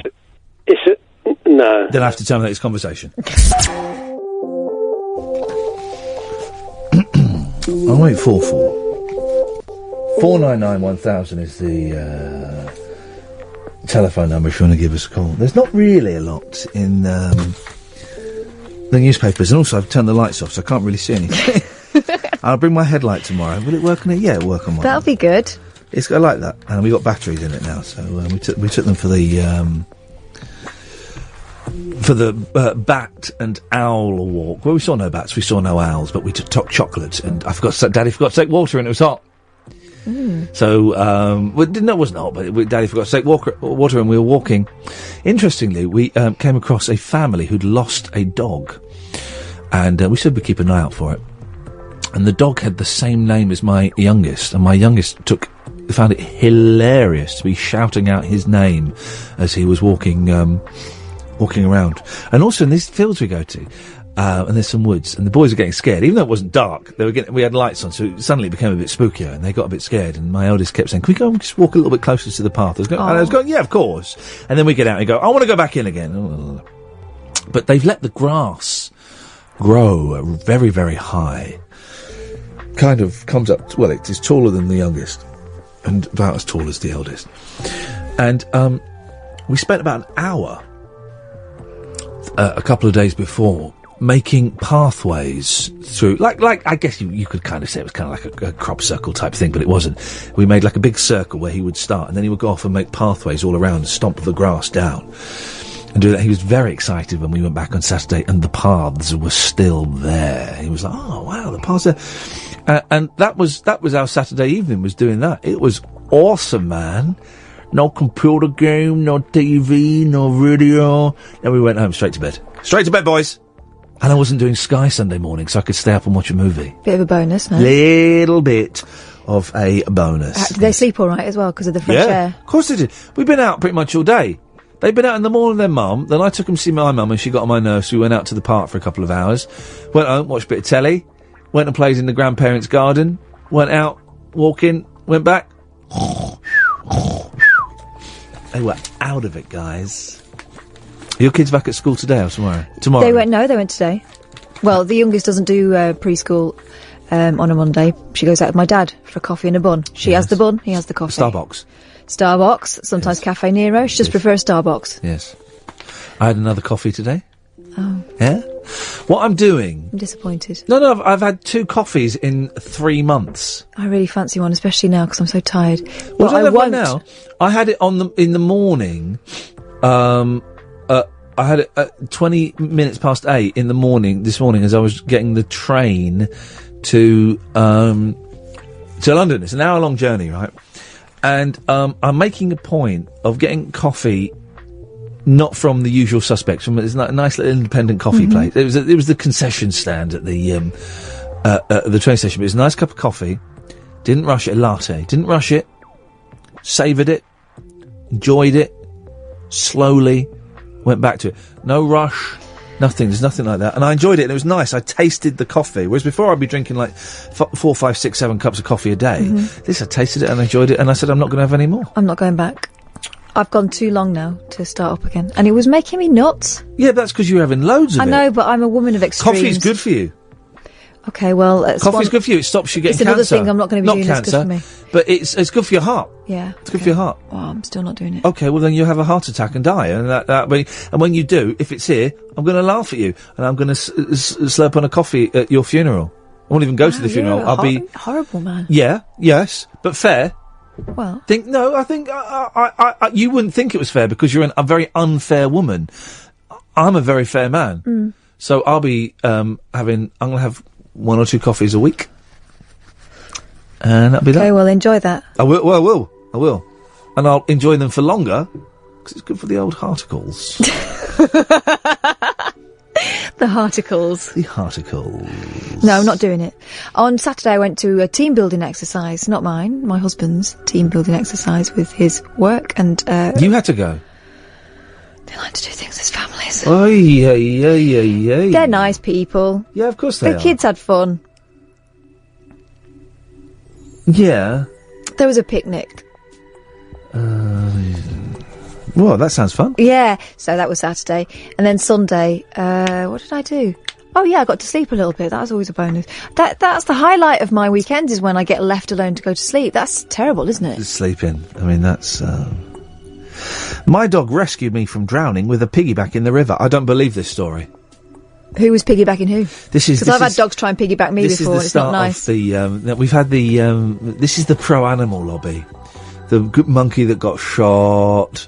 I believe there's another incident with an animal that died unnecessarily. The pro-animal lobby are trying to manipulate us into their propaganda. What, into liking animals? Oh, I like the reason I chose this story is because I like the name of the person who wrote it, Douglas Patient. Oh, do be patient. I am. I'm Douglas Patient. Pleased to meet you. Can I see the patient, please? That's me. Not you. I mean the person who's sick. Sorry. I'm Douglas Patient. Mr. Patient. Thing is the irony of it is he's not. Oh, tell me. A Labrador saved the life of its drowning owner by piggybacking him to safety after he slipped into a river. This is nonsense. A dog can piggyback a human. How big was the dog? It's a Labrador. Pete Alderton. Do you know what I think was happening? Yeah, go on. The dog was trying to save itself and the owner's dragging it down. Yeah. Owner kills dogs until one finally pulls him out. Pete Alderton, 73, fell in walking dogs Whisper and George near his home. The pensioner, who cannot swim, he's 73 and he can't swim, Sort it out. Isn't that funny? Too late to sort it out. Panicked and disappeared beneath the surface before 7-year-old chocolate Labrador Whisper, okay, we get it, came to his rescue. Mr. Alderson, who lives near the River Wye in Hereford, said, "I thought it was all over." Why is it always the same voice? It's the same guy in each story. Everything went peaceful and quiet, and then flashes through my mind that I would never see my wife or grandchildren again. It's supposed to be the best way to die. Yeah. I wouldn't want to find out. No. Hang on a second, someone's calling. Yes, line 1. Oh, hang on. Yes, line 1.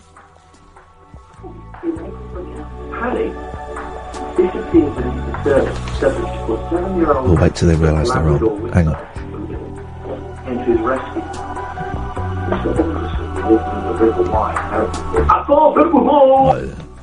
That was a long delay, wasn't it? Very. Just as I was going into unconsciousness and was floating towards the top, I saw Whisper right by me swimming. I grabbed hold of her back and she took me to bank. It was like she was giving me a piggyback. No, she wasn't. Like we said, he's dragging her back. I grabbed hold of her back and she took me to the bank. It was like she gave me a piggyback. I then grabbed hold of the weeds to stop myself from sinking. I was really weak. Couldn't get my breath and my chest was tight. It's a sad story, really. Well, happy that he survived. No, they shot the dog. What? You have to in those situations, because it might do it again. They get a taste for reed swimming. Yeah, it might do it again. I don't want to play that one. I want to play that one. What's this one? Is there anything more embarrassing than being humped by a dog? Yeah, having it sniff your balls. They do that. The bigger dogs. This is why we got a small dog, so it couldn't sniff my balls. Well, I bet he has a go. No, she doesn't actually. She's good with balls. She tries to bite them, doesn't she? No. She don't get near them. But when you go into someone's house and the dog is just at ghoulie height and it comes straight into the ball sack, you're going, all right, and it's fun. And when the person's looking at, this is fun, and then when the person looks away, you push in, and that makes them want it even more. This is the thing about dogs; they are nature's rapists. They cannot, them and dolphins. Yeah, exactly. They can't take no for an answer. They see lust in your eyes. Yeah, they do, totally. They see lust. Well, let's stop that there. But you make your own joke up about lust and eyes. And it's disgusting. Yeah. And this is why I've invented, it's painless, it's painless to operate. It's certainly not painless for the dog. It's a little pen, and you push it on a dog's neck, and it gives it a very short, medium length, very sharp electric shock, 50,000 volts. It's just 4 or 5 seconds. Is that called a taser? Well, it's kind of a taser, but because it's pen, it's outside of the EU regulations on it, and they will never do it again. They will never. It does something to the brain that stops them being able to walk in a straight line, so they won't do that again. I had a friend whose dog had a real thing about leather jackets. If it sniffed leather, yeah. Oh my God, he would go into a frenzy. I'm like that. Really? Yeah. Line 1, you're on the wireless. None of this matters. Ain't that the truth? Thank you very much indeed. This is what I love about Straight to Air. Someone can phone up and just let next time, let it out, man. Just let it all out. None of this matters! None of this matters! I had to do a voiceover today for an ad. I haven't done a voiceover for an ad for a long, long time. And, they're all thoroughly nice people. But I had to do silly noises. Oh. Yeah, no, I was listen, I'm a voice for hire. What kind of silly noises? Woohoo! And literally 15 minutes. Of that? And then telling me... That's the new Top Gear, isn't it? And then telling me... Giving me directions on the woohoo. Can we have it a bit more? Can we have a bit more orange? Yeah, I couldn't... I had to do it in falsetto, because if I went, woohoo! Sounded sarcastic. Sounded sarcastic, didn't it? Line 1, you're on the wireless. You're listening to Talk Radio, the nation's interactive station. Thank you very much. Old Talk Radio. Woohoo! when it was good. It was Talk Radio when it was good. I used to listen to that when I was a kid. Classic. Mm. Classic Talk Radio. We've done Nazis. Yeah. Oh, I was going to tell you what local radio we're doing. Go on. This is BBC, your Is BBC. it to do Ramadan? No. Our favourite pastimes. The happiest 70s memories that kids of today are missing out on. Oh, you just know that come midday on some crappy local radio station, maybe the one we worked at, that will be there's a great survey in the papers today about the things that we used to enjoy doing in the 70s and 80s. What things did you used to enjoy doing in the 70s and 80s? I've shaped this hour so that we can discuss this. Give me a call. Long hot summers. Hang on a second, we've got a phone call. Yes, line 1. Kronos homosexual. Thank you very much indeed. Long hot summers, playing out in the street and buying penny sweets top the list of our favourite childhood memories. Really? And most British adults would turn the clock back to the carefree days of their youth. Then it says, if they could. Well, we know they can't. You know, what are you telling me that for? Unless, of course, you're in Kronos homosexualis. Other childhood experiences which bring a warm glow to our hearts include queuing at the ice cream van for a 99 ice cream. Well, I did that on Saturday. Yeah. The Woolworths pick and mix sweet counter. Well, you can do that in the pictures. And some of those, sweets in the Woolworths pick and mix were pony. Also, money sent to us in birthday cards. Also in the top 10 are rolling down grassy banks, the traditional pastime of checking if people like butter with the buttercup, reading Blyton books and having water fights. Well, hang on, my kids still do that. My kids did. They rolled down a grassy bank. Yep. We picked buttercups. Check. Not read any Blyton this weekend, but they had a water fight. Yeah, we bought Super Soakers yesterday. Oh, beautiful. Oh, it's brilliant. I got the top 35 unforgettable moments. Pick a number between 1 and 35. Let's find out what the 34. And this would have been a local radio phone-in. Yeah. Good job we're not doing it. Go on. Dodging white dog 34. Food. Go on. Gladiators. I was not expecting that. Gladiators. They made it sound so romantic. Oh yeah, number 34. It's Gladiators. What?